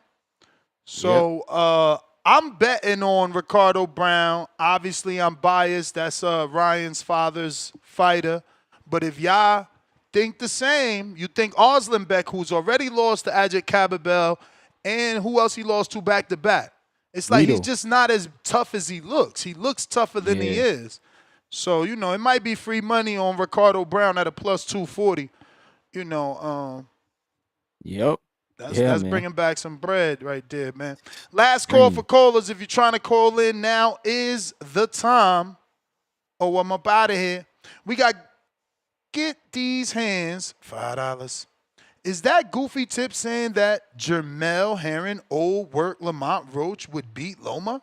Question. There must be tariffs on brain cells too. Crying out loud. About 6 Oh, times. yeah. Yeah, man. He you know, Tip got that recency bias. It's like he just drew with Tank, so he's assessing Roach at that level, not Right. in the past, because he feels like, you know, he's already come up from that past. So, yeah. Yeah. Can't compare. We just gotta see the fights. You gotta see the guys in the ring. Word. That's what it's all about. Triangle theories. I don't believe in them that much. Never But works. hey. No, because styles make fights. Like one guy's style may not be good against another guy. That's completely true. Yeah. But hey, we want the fights, man. We want the fights. But aren't you a little concerned though that they haven't announced the Tank fight? And it is what it is, bro. I mean, I how know many times PBC. was That's how Tank they supposed roll. to? How many times was he supposed to fight in Houston? Like, you know, we're Yeah, just that's used to true. this. No, that's for real. And then it got We pushed know back he's like gonna a whole fight. We year. know he's gonna get a fight. We know he's gonna fight. You know. Yeah. Yeah, he's gonna fight. That's just crazy. Moses Atama got that August 16th date, so he might secure that. That might be the only fight that day. We thought we were supposed to get Tank and Roach, but hey. I'm But about it to looks get like PBC. Darius Fulgham on. Okay. So if you want to ask him a question, you know what to do. Talk to shit, and you know. Yeah. I like to see when he's gonna try to get back in the ring next. Like, Yeah, you man, know, I me thought that too. was a I good mean, this fight. is a It was a Golden good Boy fight. card right here. It probably was too soon to Yeah. get some sort of Yeah. tune up. Yeah, because that was a war, man. He was in a war with You think? Beck the Bully. Yeah, man. I think that was a tough fight. Like Beck landed a lot of shots. Like he had him stunned, Ness. He had him stunned like a few times, especially at the. Didn't he drop him in like the 12th or the 11th? I think Yeah. he dropped him in the late in the fight. So that was I think it was a war, man. Especially as the fight got on, it got tougher for Fulgham. That's the way it looked. Because I felt like he started good, and then Beck just like he was just always there. Never really went away. Word. A lot of us thought that Fulgham edged it. Like a lot of us thought he won, but I wasn't mad at the decision because Beck was there the whole fight, man. We need more good fights like that. So shout out for Darius for stepping up and doing that, man. Darius, what up, champ? H-Town in the building. What's going on, my guy? You good, brother? Oh man, can't complain. Thank God for that. How about yourself? Yeah, I say exactly the same, bro. I can't complain either, man. Life good. Word. Good to hear it, man. I wanted to have you on. You know, we certainly don't throw our fighters away at the loss, man. And, you know, that was a tough fight, but it was a good fight. I'm sure you got some experience out of that. Just wanted to touch with you and, you know, see where you're at. How was that fight? And when do you think you're coming back? Man, I want to come back as soon as possible. I just got out here to LA last night. So I'll be at the fight this weekend. So hopefully I'll be able to talk to Golden Boy, get a little idea on when next time I get back in the ring. But yeah, it was honestly for a great experience though. You know, learned a lot really from the fight. I mean, it took me like kind of a while to process everything. You know, fight I felt like I won, but ultimately, I say, it is what it is. It was a great learning experience for me. I think anybody kind of watching that fight too would know that skill wise too. Like I think I was the better fighter, but I lack still kind of like a lot of experience. You recognize the moments in fights like that. It'll be like the small moments that mean the most in a fight. Like the little moments that carry over. So it was a fight I needed for my career, man. And I think I'm excited to kind of keep going and do this journey to becoming a world champion. I gotta ask about the game plan. I'm glad it hit me because I've been wanting you on. Why? Why were you fighting with your hands down? Like, what was it that you saw that you like? You know what? I'm not gonna. I mean, I'm just to me, right? Outside looking in, he's your toughest opponent till date, and you decided to fight with such bravado. Why'd you throw caution to the wind on a fight you needed to get the win on? I know it was honestly the big problem in that fight. Honestly was just ego. Coming into that fight, and this is really like is a whole culmination of my whole life story. I'm fighting a guy named Beck the Bully. I never liked bullies, bro. Never did. Throughout my whole life growing up, I never felt like I was able to stand up for myself. I remember like from sixth grade on, I had a New Year's resolution every year. I was like, oh yeah, this year, bro, I need you to, stand up for yourself. Could never do it. Seventh grade on, eighth grade, kept the same thing. So once I started boxing really changed my life like that. And I felt like every time I stepped into the ring, like I never allowed anybody to push me around like that. And so now coming into this fight, everything kind of come full circle, where just my ego got involved, where I was like, I'm not finna allow this dude to push me back. They think this guy's tough, blah blah blah.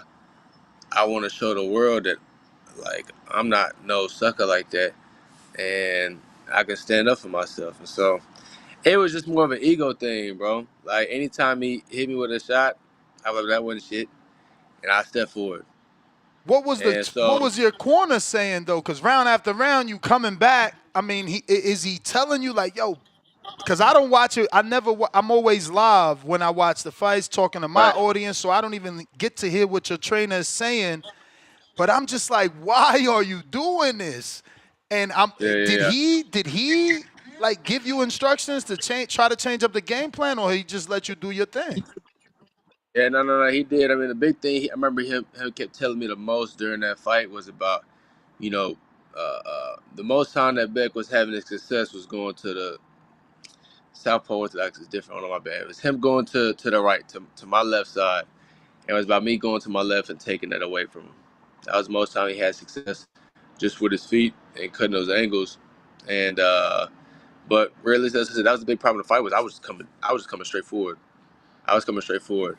And so big learning thing for me too in that fight was I remember after each round, when we go into the corner, coach would give me great instructions and I would do it. And I'd do it for like the first like 20 seconds.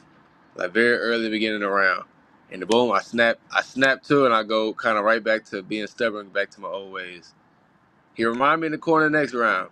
I'll do it again very early and I'll kind of go right back to it. So and my coach did a great job, gave me great instructions. It's just on me, to get out of my head to listen to him.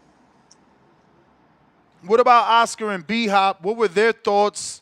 Obviously, two fighters. They got to see the fight. I'm not sure if B-Hop was there live, but whether on tape or playback, what sort of words did they have for you? I mean, you understand too that they're one of the same two guys that have fought the best of the best. Talking to them kind of afterwards, they know it's kind of part of the game, but it's still something that they see. Even for myself, they still seeing the potential in me. Where it's like, I don't know, we still got something. So ain't no kind of like love lost, but they would still, support me after the fight. That's what I'm saying. I'm excited to see what's kind of next for me in this journey. So what type of comeback are you looking for? Not putting you in that box. You are from Texas, though. Earl is a no tune-up type of guy. So are you looking for a softer touch than a Bekatir Mulatuliev, or would you take a stone-cold Steve Nelson potentially on that undercard of Canelo and Crawford, since Nelson has so much love from Crawford, and Crawford has that connection with Atlas Sheik. Can you see that as a possible fight? You know, I didn't even really honestly even think about that but being a possibility. But being honest with you, man, I'm down for whatever, bro. Like, I'm a type of guy to take any of the tough fights. I'm not whatever my team say who I'm fighting. That's just honestly who I'm fighting. I'm not the guy that's gonna go back and forth saying, "Oh man, I don't want to fight that guy."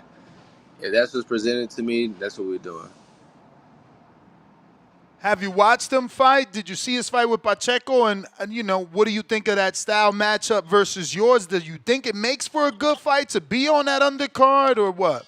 I think it would honestly. And the fight with him and Pacheco was really good. I actually thought Nelson was doing really well in the early rounds. I think he had got cut. I can't remember when. I think it kind of went downhill for him at that point. But I think Star Wars still a great fight. It's something I'm definitely be open to. If that is presented, and it's funny, man, you like a matchmaker yourself, because I didn't even think about that being a possibility, but I would love an opportunity like that. I gotta ask, man, has it been tough mentally from a depression standpoint? Cause like this was an eliminator. No matter how difficult or how much politics are involved in boxing, I just don't feel you couldn't be thinking like, fuck, I could have been a mandatory to Canelo. Whether it happens or not, you could have been a mandatory to Canelo, you know, the most lucrative fight of your career. How are you dealing with that? Did you deal with depression because of that specifically and the loss? Or, you know, yeah, how you taking it? You know, it was hard to process in the beginning because, like, as much as I'm very good mentally, right? Like, I have like little pockets, little moments where I'll be sitting with myself.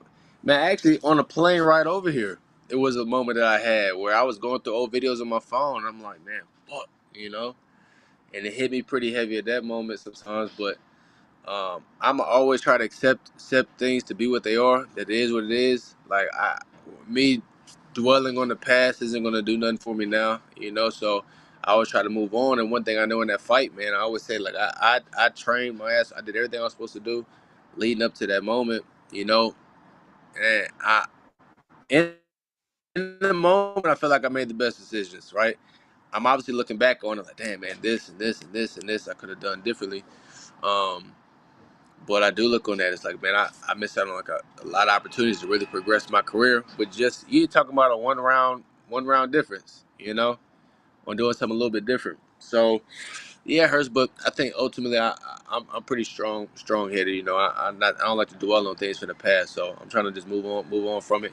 I know it definitely is something that I do want to avenge and get back though. You know, because I think it is a fight that I should have won.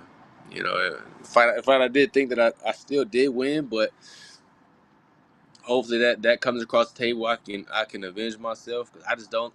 I'm not I just don't like losing though, and I think that kind of hurt a lot too. I wanted to win so bad, and I feel like that was something I still showed in that fight. That man, no matter what I was getting hit with, but I was coming. I wanted to win, and so I didn't deal with no depression like that. But you know, I think that last thing I want to say, I think the hard thing really about that fight too, it was kind of like a culmination of things because that fight happened.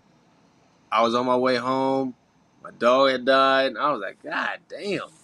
I was like, boy, life know What how was to he just. old? Was he old already? He was old though. Okay. He was old. It just sucked I wasn't Damn, there, man. bro. I was like, I was like, boy, life just know how to just kick Kicking you while when you're you Yeah. down, down. don't it?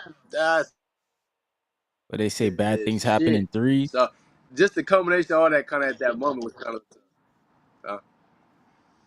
You breaking up a little bit. I don't know if you could get it closer to the modem.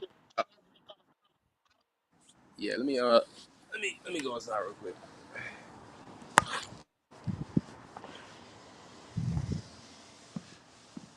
So in the fifth and in the ninth, I feel like you had your most success. You would really dig into his body, trying to take him out.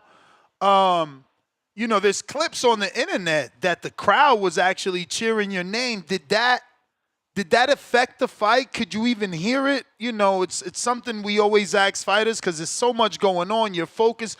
Were you able to hear people actually screaming, Bro, DFG?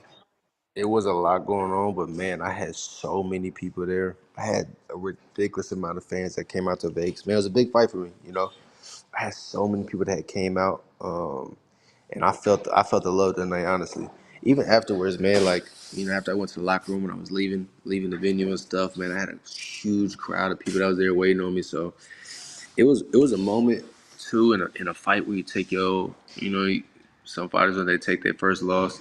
Sometimes I feel like everybody kind of abandoned them, but man, I had so much love after that. It was ridiculous. So I think that really kind of helped too in the moment because I didn't feel like I really lost anything.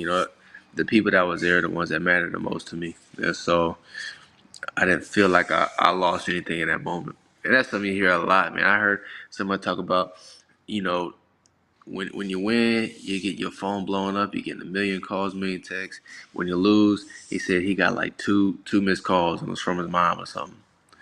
But man, I had so many people there waiting on me, man, supporting me. So I think that kind of helped me with everything too. I just know I got a really solid, great support system. So obviously, I'm no expert, but it was your first 12 rounder. Do you feel like that was it? You slightly gassed. You didn't have that experience in the 12 rounds, and is that something that you're already planning on working on, or you don't think that was the problem? Nah, I don't think that was the issue at all. Like I said, I think most of the fight was just really just my ego, and you gotta understand too. Like that, those 12 rounds, I was pushing it. Like the pace of that was a lot different than any other fight. And so I don't think any of that is ever like really an issue to me. Like I said, I think the big issue of that fight was just my ego in the moment. Yeah, do you guys watch tape after every fight? Because I mean, watching tape, man, you probably see the moments where you're like, "Fuck, I was going rogue there. I wasn't listening to my guys." Man, there was one time in the fight, man. Like seriously, I remember. Like I said, I was just walking straight in, and I say I didn't respect Beck. I respected Beck a lot, being a great fighter, he was a silver medalist and stuff. But I was stuck in my own head. I remember walking forward, boom, I get hit with like a jab, head went back. I was like, that was done. I stepped right forward, bam, hit with another jab again. And I'm thinking to myself, I'm like, damn, come on, D. Looking on the outside, I'm like, you gotta be smarter than that. Because there was the shots I was getting hit with that knowing myself, my skills, I would never get hit with those. And I pride myself on that too. But not really trying to take any unnecessary hits. That anybody that hit me, they gotta earn it. It's not just given. I just feel like I was giving up too many moments in the fight.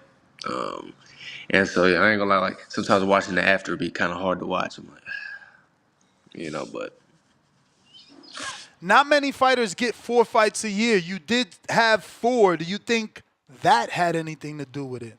Was it too many training camps in a year? nah, bro, I don't think nothing like that. I think that was honestly a blessing for me being able to stay active and stay out of it. Because a lot of people when they get out of the gym, man, they lose a lot of steam, right? They get in the training camp trying to get back right. I think that was honestly a big blessing for me, honestly. Like I said, I don't think anything was wrong besides just mentally, right? Like just in the moment. It's the only thing I can look at and be that was kind of my big, you know, downfall really in the fight. Um, but like I said, it was experience that I needed, and I think my confidence is actually a lot higher after that than it was before. Like leaving that fight, like I'm extremely confident that I'm gonna be a world champion. Like I feel like I can. And I knew I could say that then, but it's even more like solidified now in my mind. Would you welcome a David Stevens fight, as that's a common opponent with Mulatayev? They went to decision, or just to build that rematch, or you don't want your career to be tied to Mulatayev? Like if you get the rematch, you get it, but you don't want this, Again, connection. I always say that I don't really. It's not my job to pick and choose kind of my fights and who I'm fighting. Mm-hmm. But if that one was presented, me and him are pretty tight. Oh, We're you and pretty close. David? Yeah. Oh, okay. I didn't Yeah, know yeah, that.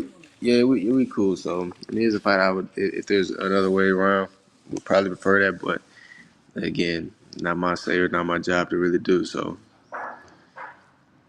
if that was presented, man, I had no choice.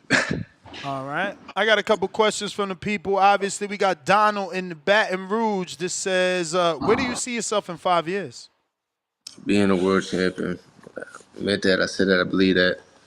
And I kind of wanted to do a lot more stuff with the community. I'm trying to do stuff with the community now, and while I can, but I'm trying to be a big influence back home, even in Houston, for a lot of the kids coming up. So I would say the world champion for sure, and giving back to the community. I got Chad out of Canada. He says, Darius, big fan in Canada. I thought Beck pushed you to a place we haven't seen yet. It was your best statement at 168, looking better in the laws than many fighters looking to win. I hope you keep pushing and build on this new foundation. So no question. Yeah, and I appreciate that too, brother. Like I said, I been a lot of love and support. Even though it was a loss, and, it's funny and stuff like this. You always hope you can learn these lessons with a win, though. I feel like I would have still learned the same thing if it would have swung the other way. Word. Huang out of Houston says, I was a fan before, but now I'm 10 times more of a fan after your last fight. Thank you for letting your nuts hang and for taking on an opponent who we know and the capability they possess. Looking forward to seeing you in another big fight. So another one, no question, all love. Appreciate it. I got Benny Hinn that says, do you feel like you could have pushed the pace more in the fight with Beck? And what was the one thing he did well that surprised you in that fight on fight night? No. Could I push the pace more? Probably not. I mean, I was in Beck's face the entire time. I didn't really give room to breathe. I'd say one thing that did surprise me the most, not gonna lie, was I honestly didn't think Beck had that in him. Honestly, like Stamina I wise. thought, yeah, I thought at a certain point I thought he was gonna fold and he was gonna crack. I think, and I was thinking that in the fight around like the fifth, sixth round, he started slowing down. I started picking up my output. My shots was landing a lot more, and I was like, "Yep, he's slowing down. He's breaking down." And he hit like a second win that kind of surprised me. I thought in the fight, sixth round, I was like, okay, yeah, he's going downhill. He's breaking down, but he really didn't, man. He was able to still stay composed, man. He was still moving a lot. And that surprised me the most. I didn't think he had that in him. And a lot of shots he was taking, he was able to keep coming back. So I was surprised he had nuts like that too. I felt like you wanted to prove you had more power. Did you go into that fight thinking you had more power, or was it just that whole bully thing you talked about earlier where, you wanted to bully the bully? I wanted to bully the bully. I never really thought I had more pop, more power than him, but I definitely thought I could break him down. And I wanted to make a statement that way on like, no, this ain't what y'all thought. Y'all thought this guy was gonna bully me. So, and I think that's also too like when I look at the fight, you think of like he has that reputation, and I thought even me stripping that kind of away, that even the judges, the fans would really notice that, right? And that'd play a big impact on how rounds are scored. Like even in the first round, for instance, I seen the scorecard and like I think two judges gave him the first round, and not really much happened really in that round.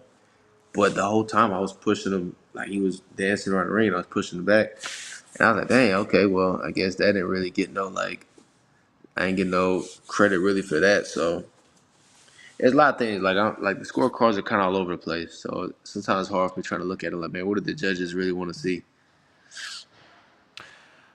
One of my live chatters right here now, Dwayne just said, not a bad fight for him against Cornflake. I know Cornflake kind of acted like he's retiring. Would you fight Thomas Lamana, or you think he's the one that just fought Jamal Charlo? Charlo. It's crazy. I went to that fight and I got there. The fight started a little early, and I thought I had just missed that fight with him and Charlo. But yeah, again, I'm open to fight really anybody. Whatever name presented. If that's presented, I have no problem fighting him. I got Devin in Santa Ana. Call for the arena rematch the biggest advantage he had prior to the fight was experience, and now you got that. He looked like he was going out to a body shot in the early rounds, but you stopped attacking there. You stop him, body shots, I'm a rematch. I don't know. He wrote that wrong, but I guess he means to say you'll stop him with In the body rematch. shots in the rematch. Yeah, I'm not gonna lie though, and this is where I gotta control my ego again. If there is another rematch, man, I gotta stop him.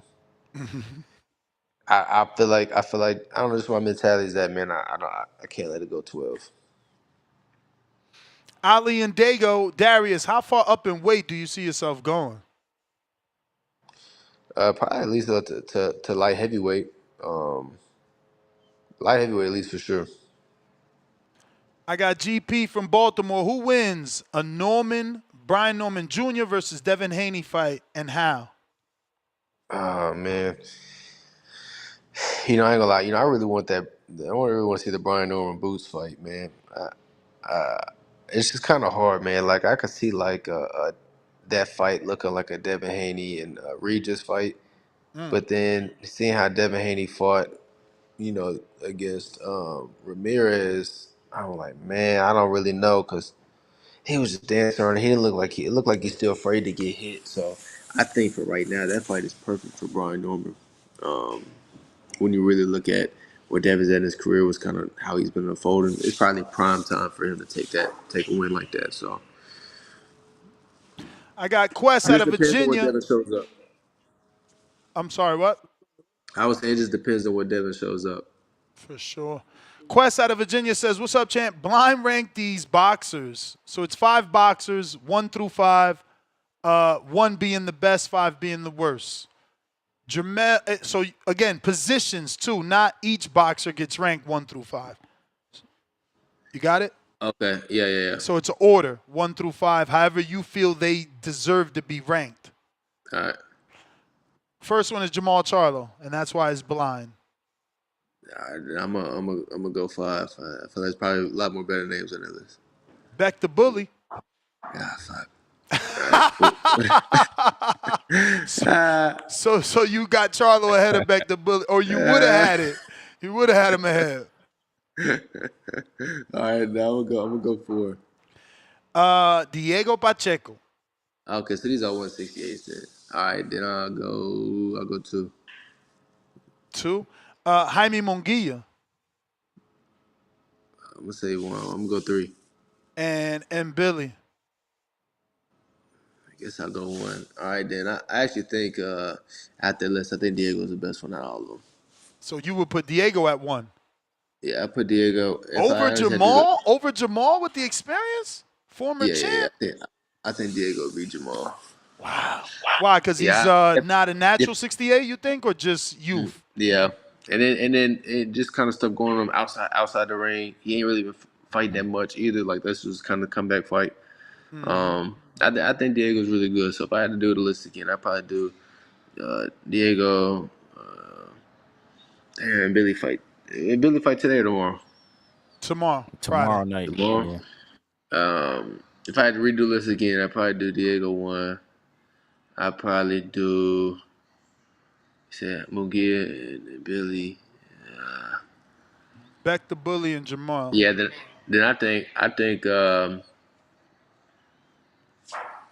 I think maybe Jamal 2, Mugia 3. Over and Billy? Becton and Billy, yeah. Wow. Man, I just bro, I had to see more from in Billy, but I think in Billy is very limited though, man. Really? Yeah. I mean, after I seen Derevchenko, and Derevchenko still doing well one-handed. I was mad at Percy Derevchenko that fight, but yeah, I'm excited. I think Selecki got a good chance tomorrow. I got Will. He says, Will out of Charlotte. He says, good fight. Thought at worst it was a draw, but I did have my money on you, so I might have been watching with a little biased eye. What's your top 5 anime? My God, that's what I'm talking about. Where's the questions I live for right here? All right, so I gotta go. Hey, he peeped the Naruto fit. Okay, top 5, man. I gotta go One Piece #1 for sure. That's my goat at all time. Do y'all know anything about anime? Not me. Dragon Ball Z. That's all I know. That shit over my head. All right, let me answer this real quick, because y'all ain't gonna care about this one. I'm gonna go One Piece #1, and there's some new ones that's out right now that's killing it. So, I gotta go Demon Slayer #2. Great storyline. Then I probably go Solo's Leveling's killing right now, so I'll go that 3. My Hero 4. Then I need to go to OG one for #5. I'm gonna go. I'm gonna go with. I just go Naruto to be easy. All right, Yeah, I know I that got. one. My son watched that You one. know Naruto. Yeah, that? yeah. My son be watching that one. Yeah. That's my uniform. My last fight was based on was on Naruto. I got Octo that says, "Yo, champ, what's your favorite music artist and one movie we should watch?" Man, there's this guy I listen to right now. I don't think anybody really know about him. His name is Dro Kenji. I actually don't know much about him honestly, but I can't stop listening to his music though. So he kind of like an underground guy though. But somebody more popular though, J. Cole, my favorite. And a movie you recommend? Who do I recommend? Shit. You know, a movie I like, man. It's just hilarious. I think it's got good rewatchability. Is the newest Shaft. I'd probably say that one. And the last one is from Treese. What's your thoughts on bare knuckle boxing? I couldn't do it. I couldn't imagine getting punched bare knuckle, bro. I couldn't imagine. Honestly, how that feeling in your knuckles, though, for real, for real. Like, even with the gloves on, I'd be hurting my knuckles, hurting my hands. I definitely couldn't do it. More power to the guys that do and can, but I've actually never watched. I do want to go to a bare knuckle event live, though. Well, champ, that's all the questions. I do appreciate your time. We wanted to get you back on. Obviously, we still supporting. We hoping you get back Appreciate in that, the brother. ring. And yeah, man, give out that social media for anybody that isn't following you can do so. Yeah, appreciate that. Yeah, but follow me much to my name at Darius Fulghum, DariusFulghum. All right. Well, there you have it, ladies and gentlemen. Darius Fulghum, we appreciate you. If you want to Appreciate call you, in, champ. now is the time. We're taking calls. We got Jay in LA. Yo, he said he wants to be back right away. We thought he Word. needed some time. Shout out to Darius, though. Jay in LA.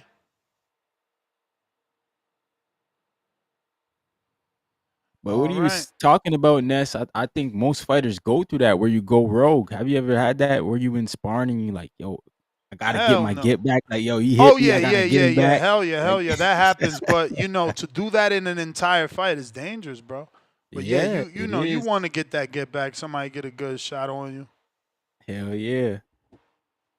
You right. That is I dangerous. think that is everybody. Let me double check these super chats here. We got Lake County with the $2. Who on Tank Resume beats Gary Russell Jr.? Loma did. You talking amateurs now? Here. Gary Russell. Yo, yo. What up, Jay?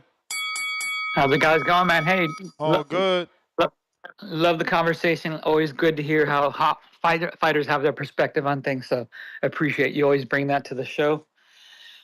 On topic, the whole Jake Paul versus Cesar Chavez thing. From a fighter's perspective, what does he think of all this? Like an active fighter, right? Who?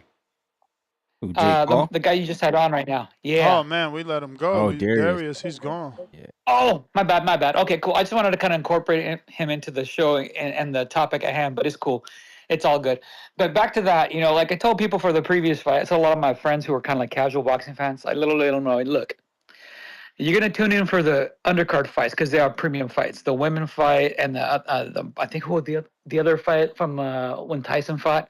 I just had a feeling it was either going to be a setup or just lackluster fight for the Jake Paul versus Tyson fight. Because I'd rather see Jake Paul take real fighters. I want to see him progress as a real fighter. You know, that's the big disappointment for me. It's not so much just gimmick fights and all this stuff. It's just that I think he does have the potential to be a good fighter, and I want him to go into that path of fighting real fighters. You know, where it's compelling to see this guy. Hey, we thought he was just like some celebrity, social media dude, but he actually did grow up doing some boxing. He has some background, and now he's fulfilling that dream of becoming a boxer. And unfortunately, we're just not seeing that right now. We're seeing more of these gimmicky fights, but the undercards are great. I got to give credit. MVP Promotions are doing a great job with the undercards. So I love the fact that other fighters that don't get the same hype or don't have the same social media, Jake Paul is helping them in that sense, giving them some exposure. It's just that the media and thankfully, people like you, Ness, are bringing up the names that are on these undercards in conversations. So the effect is there. It's just that unfortunately the casuals don't really pay attention to the undercards right away. But when they see the actual live fights, when I see my buddies who are watching and like reacting to these undercards fights, that's where I think we have a chance to get this growth in boxing, right? Get those casuals who see, hey, these guys are putting everything on the line. These women are putting everything on the line. Man, these fights are better than the main card. Maybe we get some traction with these newer type of fans coming to the sport. I don't know how do you feel about that, Ness? You guys on the panel, how do you guys feel about that situation? Nah, I love good undercards, man. That's what I sign up for. Especially if I'm paying my money. I mean, we got to pay for this fight, so they're lucky. I mean, I'm only paying because of the undercard. The 2 undercard fights is what I want. Floyd and Avis. And for the most part, like when I saw what the pay-per-view amount was going to be, I said, hell no, I'm not paying for that. But with the undercards, if you're supporting these fighters that are coming up, now I don't mind paying that $55. Yeah, I don't know how much support outside of viewership, we're giving them. I doubt they're getting a cut of the pay-per-view, but they did get their purse. So, support is support. Viewership is viewership. It all works. Mike, trying you for a second time.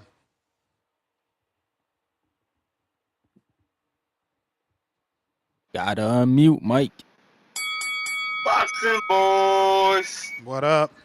What up? What's good? Ness and Ryan from the 6. Hey, did y'all catch Coach Malachi? Y'all catch Coach Malachi's show last night? No. Nah. When Bill Haney and Brian Norman was on there last night? Yep. They was going crazy on each other last night, man.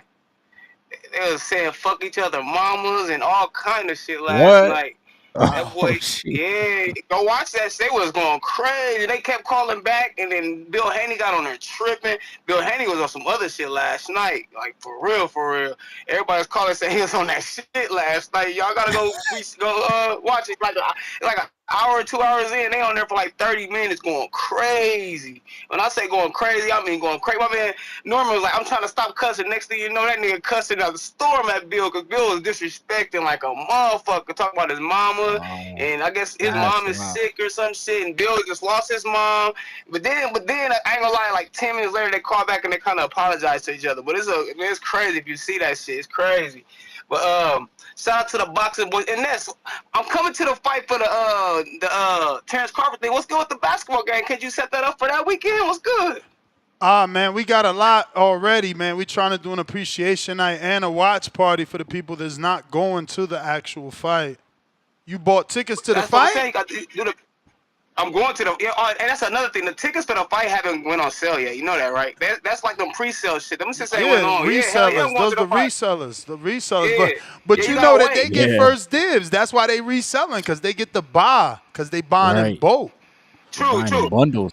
But I know, but I'm telling you, but you're gonna be able to buy like decent price tickets too. It might not be the best seats, but they all ain't gonna be like $1,000. Oh, come on, you got all them seats. Everybody ain't gonna be able to afford $1,000. We got 60,000 people. Everybody paying thousands of dollars. That's crazy. That would be retarded. You know what I'm saying? But you just try to get that basketball game going on in the morning of the fight, or maybe after the weigh-in. I'm with it, man. But remember, that's July. What is it? Oh no, yeah, that's a good month. September. Yeah, I'm with it, man. This thing, that could be a whole that thing. Go hoop and then a fight right after that. That'd be fire. Think about that. Shout out to the boxing boy. Shout out to the Ryan from the 6. Shout out to you, my boy Ness. Shout out to Two-Tone. I see my boy. Did he pull a no call, no show? Did he show up to work today? Who? Round 1. Yeah, he was here. Yeah, he was here earlier. All right, right. Shout out boy round 1, 2 then, man. Keep doing your thing, fellas. We out. All right. Appreciate you. Shout out to Mike. Appreciate you. Well, that looks like it is a wrap. We right back at it at 4 o'clock Pacific Standard Time, 7 o'clock Eastern for another episode. He is stumbling, and Let them know where they can find you, champ. Boxing Talk Up North on YouTube, man. Go check me out. My man Ricardo Brown about to shock the world tomorrow night. Beat up on Arsenal Beck. Word, man. Let's hope he Y'all get go us put that your money. bets in. It's crazy. Yeah. I can't believe he's such a big underdog. Hopefully the bookies is fucking wrong. Hey. Ricardo, man, he better been working hard out there in Florida, man. Yes, sir. We out. Peace.